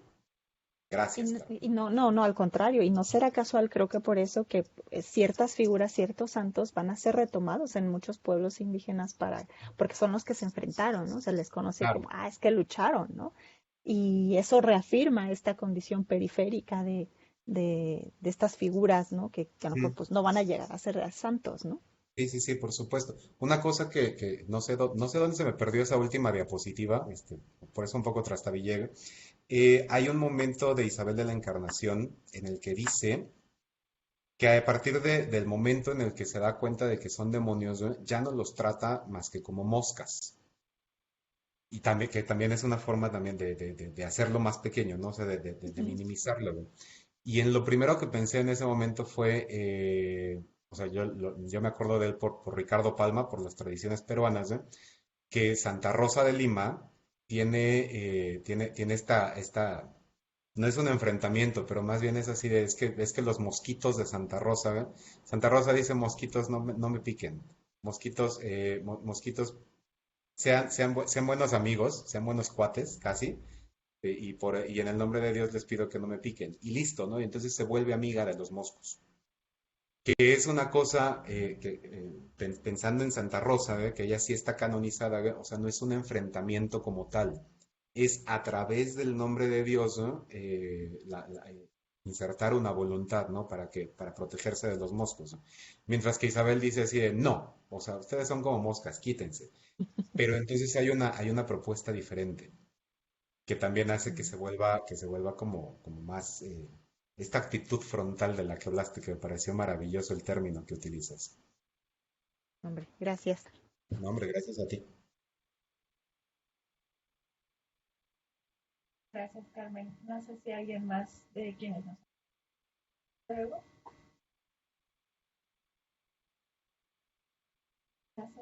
Creo que estás hablando, pero tienes el... A ver, siempre... No, tampoco. ¿No tendrás micrófono así, audífono?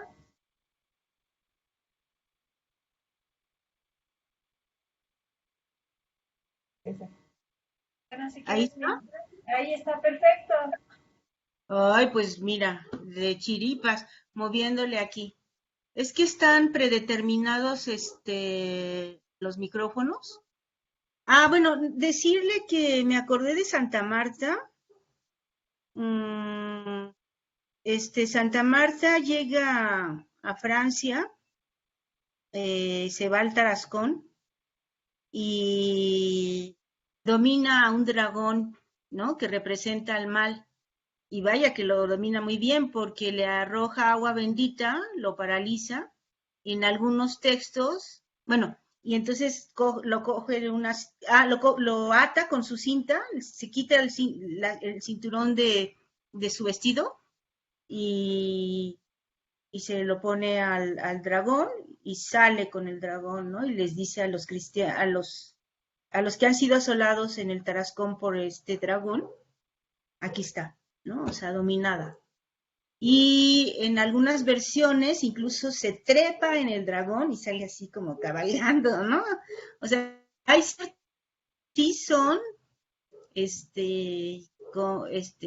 como violentos, guerreros, son los más populares, ¿no? Precisamente por esa actitud, eh, de enfrentar, en este caso, el dragón representa el mal, ¿no? Y entonces esto provoca que los habitantes del Tarascón se conviertan al cristianismo, porque Santa Marta les demuestra que sí se puede vencer al mal, ¿no? Entonces, bueno, yo no sé si esto pueda llamarse así como un estereotipo, pero, o sea, recordé solamente ese detalle, y bueno, después fue canonizada, pero ¿cuándo fue canonizada, no?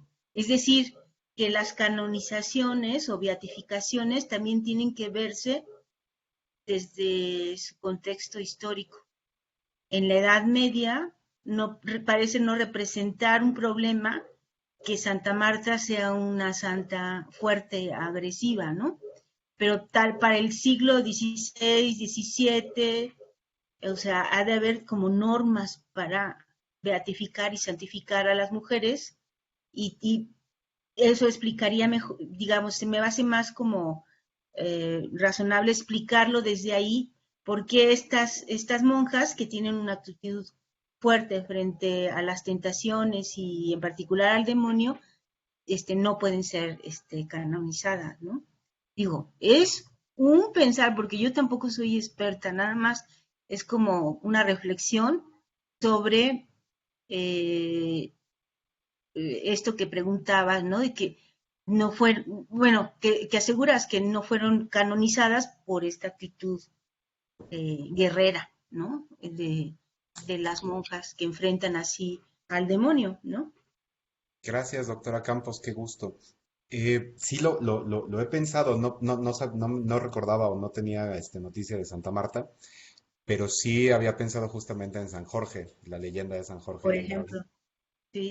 Y un poco también lo pensaba justamente en esos términos, pues San Jorge está, no sé si documentado, pues, pero vive en el siglo II y está enfrentando al dragón en Capadocia. Entonces también es como una forma de demostrar poder y de evangelizar, así como Santa Marta, ¿no? Ajá. Y la conversión de los tarascones, ¿no? Eh, a final de cuentas, aquí ya está establecido el paraíso occidental, sigüenciano, ¿no? Voy a tomar Ujú. Sí, esa idea. Entonces, ya no hay, consideraría pues que ya no hay como una necesidad de presentar, de demostrar poder en ese sentido, ¿no? Como Sebastián de Aparicio dominando al toro, o como estas mujeres, ¿no? En esta actitud frontal. Vale mucho la pena esto que dice, por supuesto, ¿no? Hay que pensar justamente en cómo van cambiando cómo cambian las reglas de canonización, ¿no? Para sí, poderlas entender. sí. Y yo supongo que eso debe ser parte de los concilios, ¿no? Sí, probablemente ahí Sí, esté. y que ahí esté la respuesta, ¿no? De los concilios que definan, ¿no? Cómo se debe eh, eh, canonizar o beatificar y hasta representar, ¿no? Pictóricamente hablando, todo está, yo pienso que, digo, yo no me atrevería a revisar esos concilios, han de ser aburridísimos, ¿no? Pero ahí están, sí, no, imagínate, ¿no? O el de Trento, por ejemplo. Pero sí, yo creo que por ahí va, ¿no? Hay reglas que va cambiando la iglesia y se va adaptando también a circunstancias, ¿no? Claro. Entonces, ahí está, no es una línea pareja, sino se va Sí, modificando. probablemente se va a modificar, exactamente. Sí, sí, ahí está, yo creo que este, la No sé, razón. es Pero es una. un creo, ¿eh? Yo la verdad no soy experta en esto que sí tú lo haces bien, ¿no? O sea, pero es una idea, nada más. Muchísimas gracias, doctora. Qué No gusto de de. qué. Carla, adelante, por favor.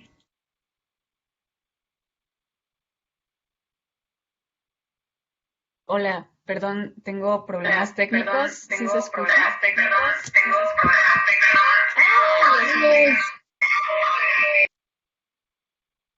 Hasta parece el demonio.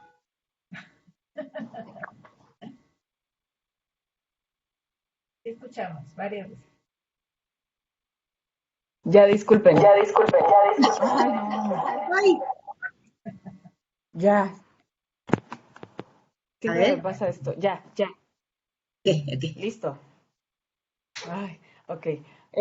Bueno, son algunos puntos que me llamaron la atención.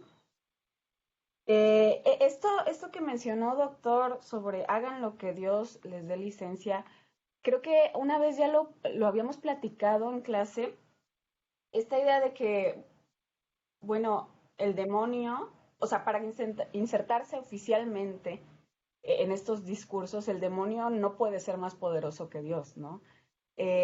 Digo, en la manera correcta de llevar este discurso, ¿no? No puede tener una voluntad superior a Dios. Por lo tanto, solo Dios puede dar licencia, ¿no? Y si no da licencia a Dios y el demonio es autónomo para obrar como él quiera, pues ahí hay problema, ¿no? Y esto de los concilios que se menciona, yo también no me he metido mucho en eso, pero sé que en el periodo novohispano, sobre todo a partir del 16, ya había como, se llevó un mayor control, ¿no? O sea, de quién es santo y quién no, porque pues empezó a haber problemas, ¿no? Como siempre ocurre. Entonces, ¿alguien dijo algo? Perdón. No, ok. Y bueno, esto de si se disfruta el sufrimiento, lo entiendo también como pues que el cuerpo debe sufrir. Y aquí yo conecto un poco con lo que se mencionaba, lo que mencionaba Mari Carmen sobre el espacio, porque ayer justamente estaba platicando con la doctora Claudia sobre el espacio del convento, ¿no? Y en este caso yo escuchando su presentación, se me ocurre que bueno, no, suena feo que se me ocurre, pero pienso y me pongo a reflexionar acerca de cómo el demonio, su presencia, sus actos, son los que hacen público, mencionábamos esto de lo público, el ojo, o sea, la mirada que ve el convento y la que no puede alcanzar a ver lo que ocurre en el convento. Por medio de estos episodios con el demonio, pareciera que el convento se vuelve público, porque estas narraciones pues salen, ¿no? Salen del espacio del convento y la gente, o sea, empieza a saber qué ocurre en el convento. Y sobre todo lo que llama la atención siempre son estos episodios, ¿no? Que llaman mucho la atención, que son violentos, que causan lo que mencionaba, que son episodios también cómicos, ciertamente. Y eso es lo que hace que estos espacios que aparentemente son clausurados, que nadie puede acceder a ellos más que quienes, o sea, las monjas, los frailes, salen, ¿no? O sea, y ya la gente puede acceder a ese espacio. Y yo veo como que el demonio el demonio y sus actos funge como no sé cómo llamarlo, como detonador de esto. Entonces, bueno, solo lo reflexionaba a partir de lo que estoy empezando a trabajar en mi tesis, sobre el espacio del convento. Y nada más quería mencionar eso, me parece. Ya si no, interrumpo otra vez. Gracias. Gracias, Carla. Está bien bueno esto. Eh, lo pienso también en términos de, creo que esto también ya lo habíamos un poco platicado, pero qué bueno que sale otra vez a la mesa. Este espacio público, y por eso es que me llama tanto la atención el texto de Luz a los vivos y escarmiento a los muertos, que les decía que son pequeñas notas, pequeñas relaciones y grandes notas, ¿no? De parte de Palafox y Mendoza, porque estos diarios, en el caso de Francisca del Santísimo Sacramento, Palafox nos dice, ¿no? O sea, un día quién sabe cómo aparecieron en mi mesa, que seguramente tiene también como ganchito, ¿no? Para decir así como que vengan y lean. Pero que tiene que ver justamente con el hecho de que, o sea, no son textos hechos o escritos para un gran público, son ejercicios espirituales. En el caso de Isabel de la Encarnación sucede algo semejante, ¿no? O sea, y eso lo vemos a nivel material, porque las palabras de ella, las palabras de Isabel de la Encarnación, aparecen en cursivas constantemente, ¿no? A lo largo del texto, pero quien está escribiendo, que es Pedro Salmerón, el que hace la relación, es el que lo da a conocer, ¿no? El que lo lleva hacia afuera. Entonces hay un doble nivel narrativo en ese sentido, que igual finalmente necesitamos como voltear a ver, ¿no? Porque no es, efectivamente, ¿no? Estos textos, ejercicios espirituales son de la monja con su confesor y es algo que se va a quedar ahí solamente. Y más de alguna vez son los confesores seguramente los que dicen, no, esto está bien padre, entonces vamos a sacarlo hacia afuera, ¿no? Y ya lo imprimen. Esto, como siempre lo digo, me abre mucho las posibilidades para que un día que no tengamos nada mejor que hacer, hay que ir a los archivos de conventos a ver cuántas de estos ejercicios espirituales están ahí guardados y no los hemos conocido ni reconocido, ¿no? Valdría muchísimo la pena hacer ese trabajo, pero pues, ustedes son los que se dedican a esto. Carla, vas. Este doble nivel, sí, te escucho. A ver, intenta hablar. ¿Ya? Sí. De verdad, discúlpenme pido perdón a sus oídos, que ya los lastimé bastante. No, sí, solo al respecto, me llamó la atención esto que no me acuerdo en cuál vida, que menciona causando gran alboroto en el convento, ¿no? Ujú. O sea, esas menciones, esas marcas sobre el convento, sobre el espacio, me llaman mucho la atención, porque pareciera que, o sea, el demonio solo actúa sobre un cuerpo, ¿no? Y sobre un alma, sobre... Pero en realidad es bien interesante la construcción de este cuerpo y de esta reacción, porque pareciera una onda expansiva, ¿no? O sea, pareciera un medium que el demonio utiliza para causar alboroto, desorden, en un espacio que aparentemente tendría que tener otra función, otras significaciones, otras prácticas, ¿no? Entonces, solo iba a mencionar eso, o sea, Súper. estas Sí. marcas especiales y cómo funcionan. Y en Nada eso más, tienes, eso es lo... no, súper Carla, gracias. Y en eso tienes mucha razón, porque además en estos 4 textos, supongo que si seguimos pues rascándole a los demás, veremos de qué otras funciones tiene. A mí me llama mucho la atención en el texto de las Carmelitas, en el de la Madre Catalina, que esta ola expansiva que dices, ¿no? Sirve, por ejemplo, para demostrar cómo la Madre Superiora, como la priora, Sor Catalina, ¿no?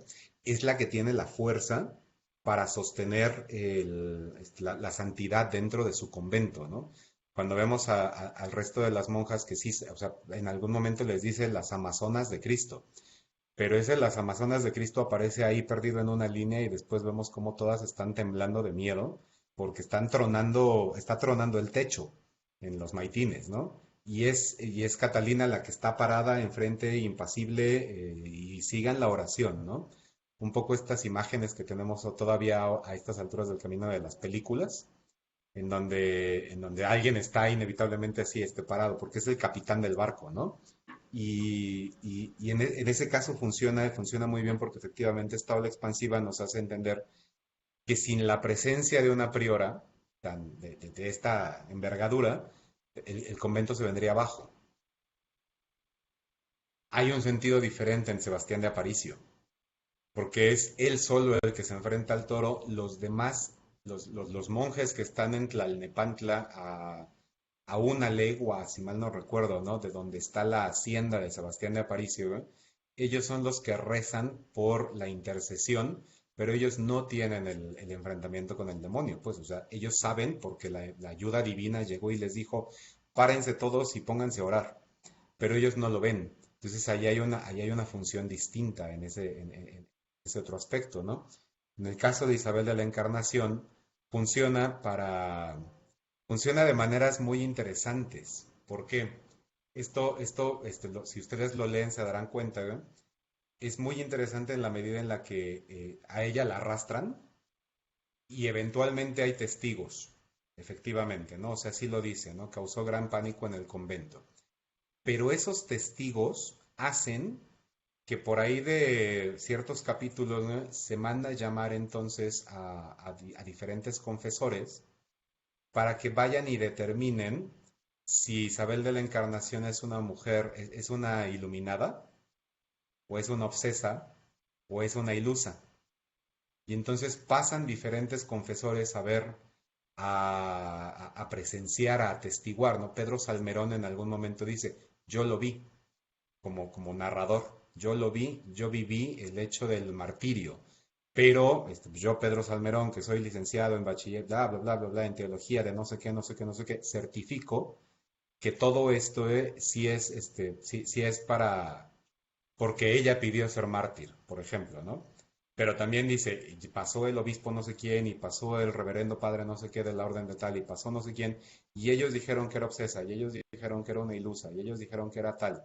Entonces, el sistema se vuelve más complejo en ese sentido, ¿no? Sí hay una ola expansiva, pero es muy interesante ver cómo funciona de diferentes maneras en cada uno de los textos.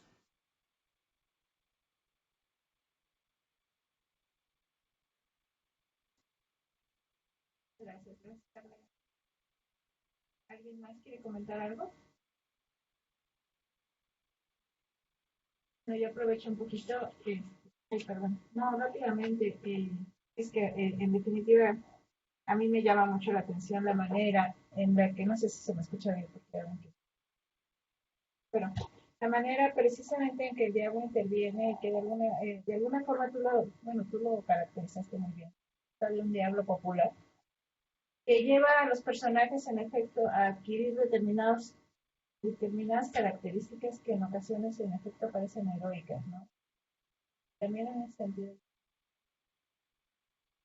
porque tienes también esta conformación de un personaje a partir de su adversario, ¿no?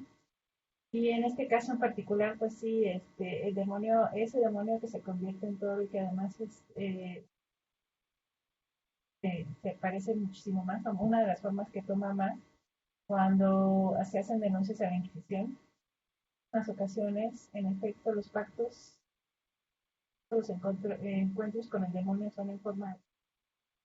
Y bueno, pues es un tópico que viene de siglos atrás, ¿no? Pero ahorita que lo estabas describiendo, no sé, me figura un poco como eso, las aventuras de Hércules, ¿no? Este héroe un poco que lucha y que pone los cuernos hacia abajo y demás. Me parece maravilloso porque lo que vemos ahí en efecto es ya como la configuración de un héroe, ¿no? Que es el santo, que es de las características que tiene. Ahora habría que preguntarse si en el caso de las mujeres también estamos hablando. También estamos hablando de...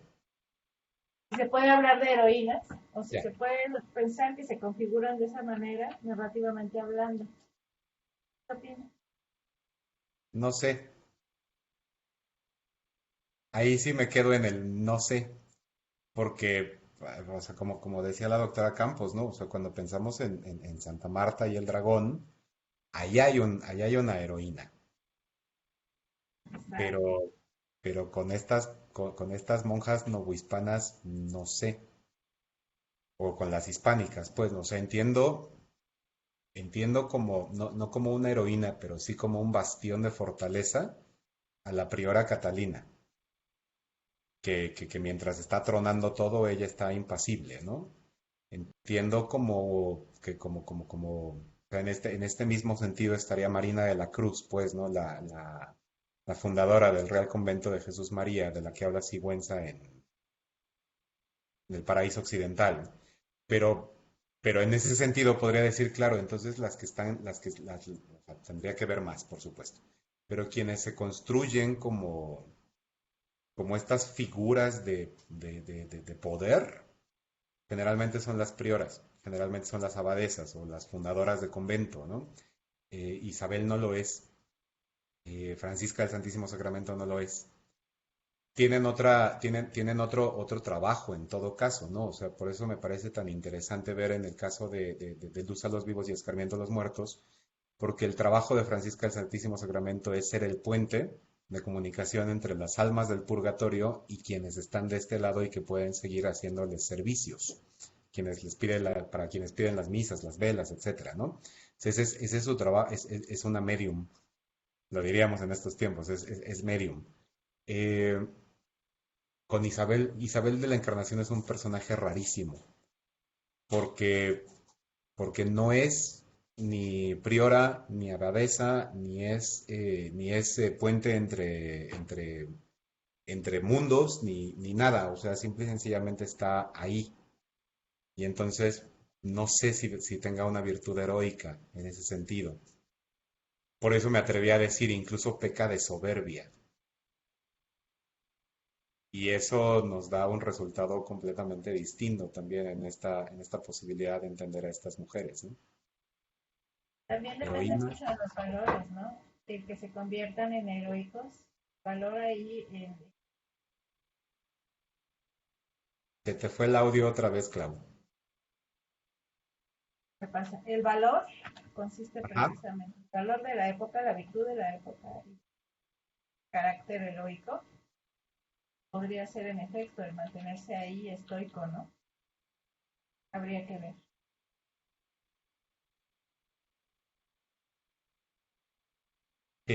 Desgraciadamente ahí sí lo único que puedo decir es no sé, pero está interesante Pero, la propuesta. Carmen, creo que querías comentar algo, ¿verdad? Sí, sí, sí, súper rápido, nada más a propósito de lo que estaba comentando Carla de esta como expansión o cómo se afectan otros personajes además del que está siendo atormentado. Pensaba en que finalmente cualquier padecer del cuerpo es social, ¿no? Entonces dependerá, claro, los contextos, no solo históricos, sino estrictos en el momento en el que se lleva a cabo alguna afectación, pues dependerá de eso, hasta qué niveles o qué puntos de lo social son trastocados.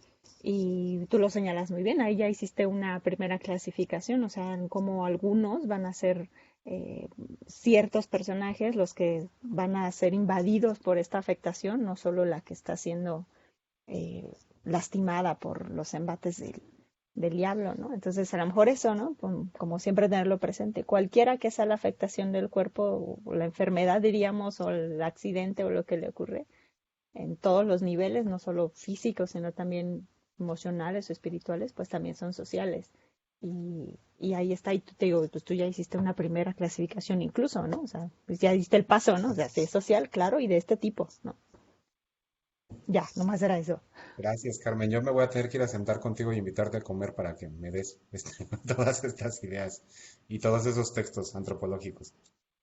No, hombre, gracias. Es que hay que seguir, es que mira cómo nos hace pensar el tema, es súper sugerente, o sea, y bueno, ahora es una beta bien importante, ¿no? O sea, tan solo con lo que decía la doctora Araceli con los textos, que ciertamente deben ser muy pesados de revisar, pero es que ahí está el diálogo, ¿no? Entre uno y otro, ¿no? Que completa precisamente lo complejo que es esto social, ¿no? Claro, muchas gracias. Bien, ¿alguien más quiere comentar algo?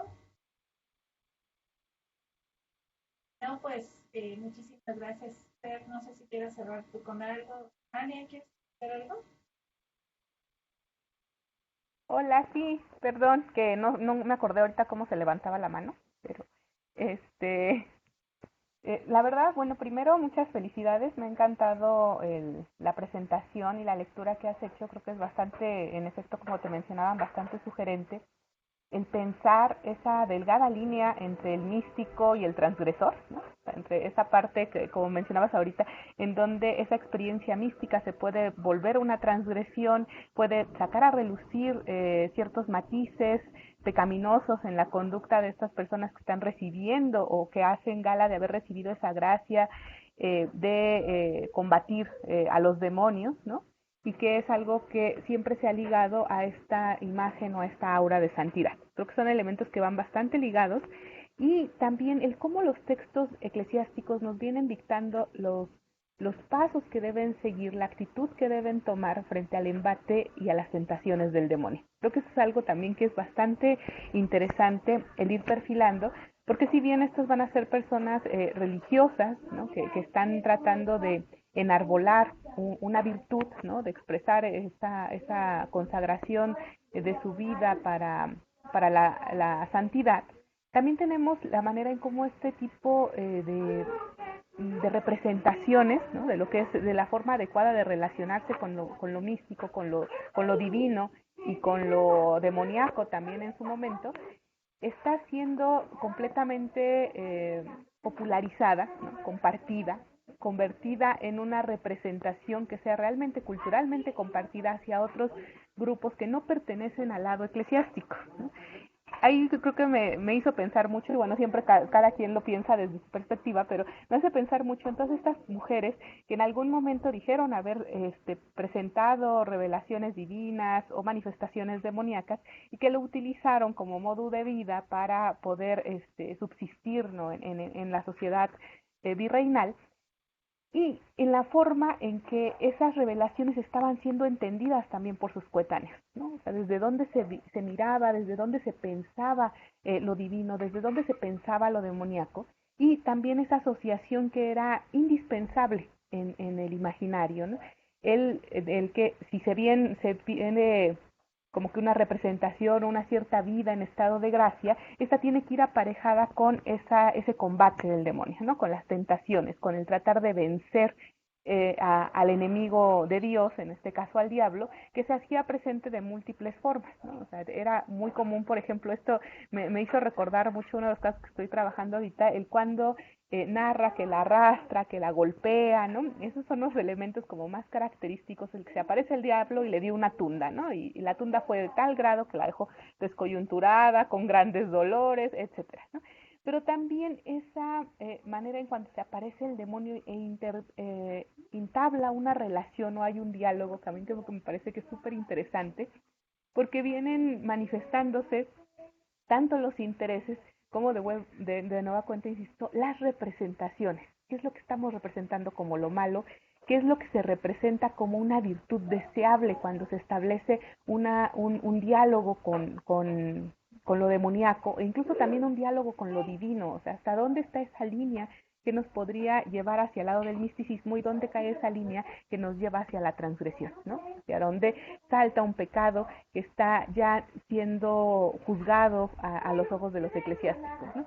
Y en esa parte, cuando mencionaban, te mencionaba la doctora Araceli sobre los concilios, también pensamos, pues justo cuando estas mujeres caen frente a la Inquisición o están siendo revisados sus dichos y hechos por los calificadores, justamente es ahí donde vemos todo el respaldo teológico que ellos citan para poder hacer frente a al contenido de estos diálogos, de estas revelaciones, y realmente que es de sumo interesante, porque también vemos ese diálogo entre lo que dictan las escrituras y cómo los eclesiásticos de ese momento lo están representando. La verdad es que sí me dio como mucho para pensar. Me ha encantado tu trabajo y pues muchísimas felicidades. Gracias. Muchísimas gracias, doctora. Me quedé pensando justamente en una de esto por ejemplo ya no lo dije, pero ahora lo traigo a colación. Una de las cosas que me llamaba tanto la atención justamente era esto que decías del diálogo con la figura demoníaca. A cuento, ¿no? Hacía de bote pronto, recuerdo en este momento en el que el etíope se le aparece a Sebastián de Aparicio, que le dice que vaya a recoger el trigo, ¿no? Y, o sea, pensado en términos narrativos, dice, yo me reí mucho cuando dice, ¿tú quién eres? O sea, le pregunta Sebastián de Aparicio, ¿y tú quién eres y por qué me dices que interrumpa mi oración? Y entonces el demonio le contesta, soy el que todo lo puede, palabras más, palabras menos, ¿no? Soy el que todo lo puede y el que puede entrar por todas las puertas aun cuando estén cerradas. Y ante una respuesta como esa, por supuesto, es así como, pues claro, eres el demonio, ¿qué? ¿No? O sea, no hay una posibilidad de engaño. O sea, Aparicio evidentemente va a decir, le responde, ¿no? Así, eres el demonio, no te voy a hacer caso, no interrumpas mi oración, vete. Ja. A mí lo que me llama la atención y por eso pensaba también, ¿no? En esto del demonio popular, justamente pues es que son como versiones venidas a menos de lo que debería de dar terror. Lo pienso y también debe de haber una especie de espíritu de la época, ¿no? Porque ya es el siglo XVIII, porque ya es 1769 y ya pasó por encima, ya estamos dejando un poco de lado un pensamiento, ya hay una forma de pensamiento distinto, ¿no? Entonces este diablo va perdiendo fuerza en ese diálogo, en esa conversación. Hay una conversación que también me parece muy cómica, incluso entre demonios, en el caso de Isabel de la Encarnación, porque creo que sí lo tengo aquí, ahora se los leo, no lo tengo en una diapositiva, pero dice, y aquí es de donde viene Job, por ejemplo, ¿no? Por eso lo traía a cuento. En el capítulo 1 y 2 de Job, hallaremos que un solo demonio tuvo permiso de Dios para atormentarlo. Vean ustedes también la hipérbole. Pero esta purísima y pacientísima Virgen tuvo con la misma previsión de Dios 3 demonios que continuamente le asistían y atormentaban, fuera de otros innumerables que en diferentes tiempos venían a ayudarle, que ella decía eran tantos como átomos del sol. Esos, que decíamos, ¿no? Los 3 demonios, las 2 serpientes y el hombre torpe, y los otros que eran el ejército de animales, el zoológico que nos habla, ¿no? Pero estos últimos decían, los cuales zaherían a los 3 asistentes y les llamaban cobardes, flojos y descuidados, pues no podían alcanzar victoria de una mujercita flaca. Entonces, incluso entre los mismos demonios se minimizan, se rompe esta idea del miedo, ¿no? De lo tenebroso. Y eso, pensando justamente, ¿no? En estos diálogos, ¿no? Me hace pensar justamente en que ya hay una idea de lo malo, del enemigo, que es mucho menos, mucho más en esta idea de venido a menos en los textos novohispanos, que no está presente en los textos de la península, ¿no? Entonces también por ahí, lo vuelvo a soltar como una línea que a ver qué hacemos con ella, ¿eh? Me da la posibilidad de entender, ¿no? Que aquí en la Nueva España lo iba a decir en términos de hay una forma como más carnavalizada, pero no lo sé tampoco, de esta figura del demonio, ¿no? Que se alcanza a percibir justamente en estos diálogos, ¿no? En estas palabras que se dicen entre ellos o con lo que intenta engañar, ¿no? Pero es un engaño poco astuto, en el caso de Sebastián de Aparicio, ¿no? Gracias, Ania. Muchísimas gracias, Fernando, a ti. Y ahorita que mencionas eso me hace pensar, no sé si digamos que esta pérdida de esa aura de malignidad, tal vez como la pensamos ahora, ¿no? En películas, como mencionabas ahorita, tipo El Exorcista, que realmente está bastante alejada de esa visión novohispana, ¿no? Realmente que la vemos así, ¿no? Aunque uno lo pensaría al contrario desde esta perspectiva. No sé si tendrá que ver también con esta caída en la cotidianidad, ¿no? O sea, con lo cotidiano que era este tipo de enfrentamientos con lo demoníaco, con lo divino, el que se pierda esa aura, ¿no? Que separa, ¿no? La verdad es que es súper sugerente. Muchísimas felicidades. Muchas gracias.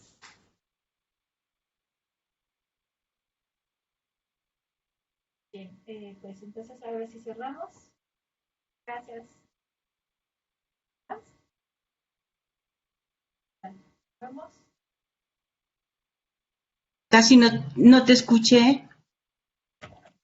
Si quieres Ya comentar algo, cerramos, si gustan, ¿verdad? ¿sí?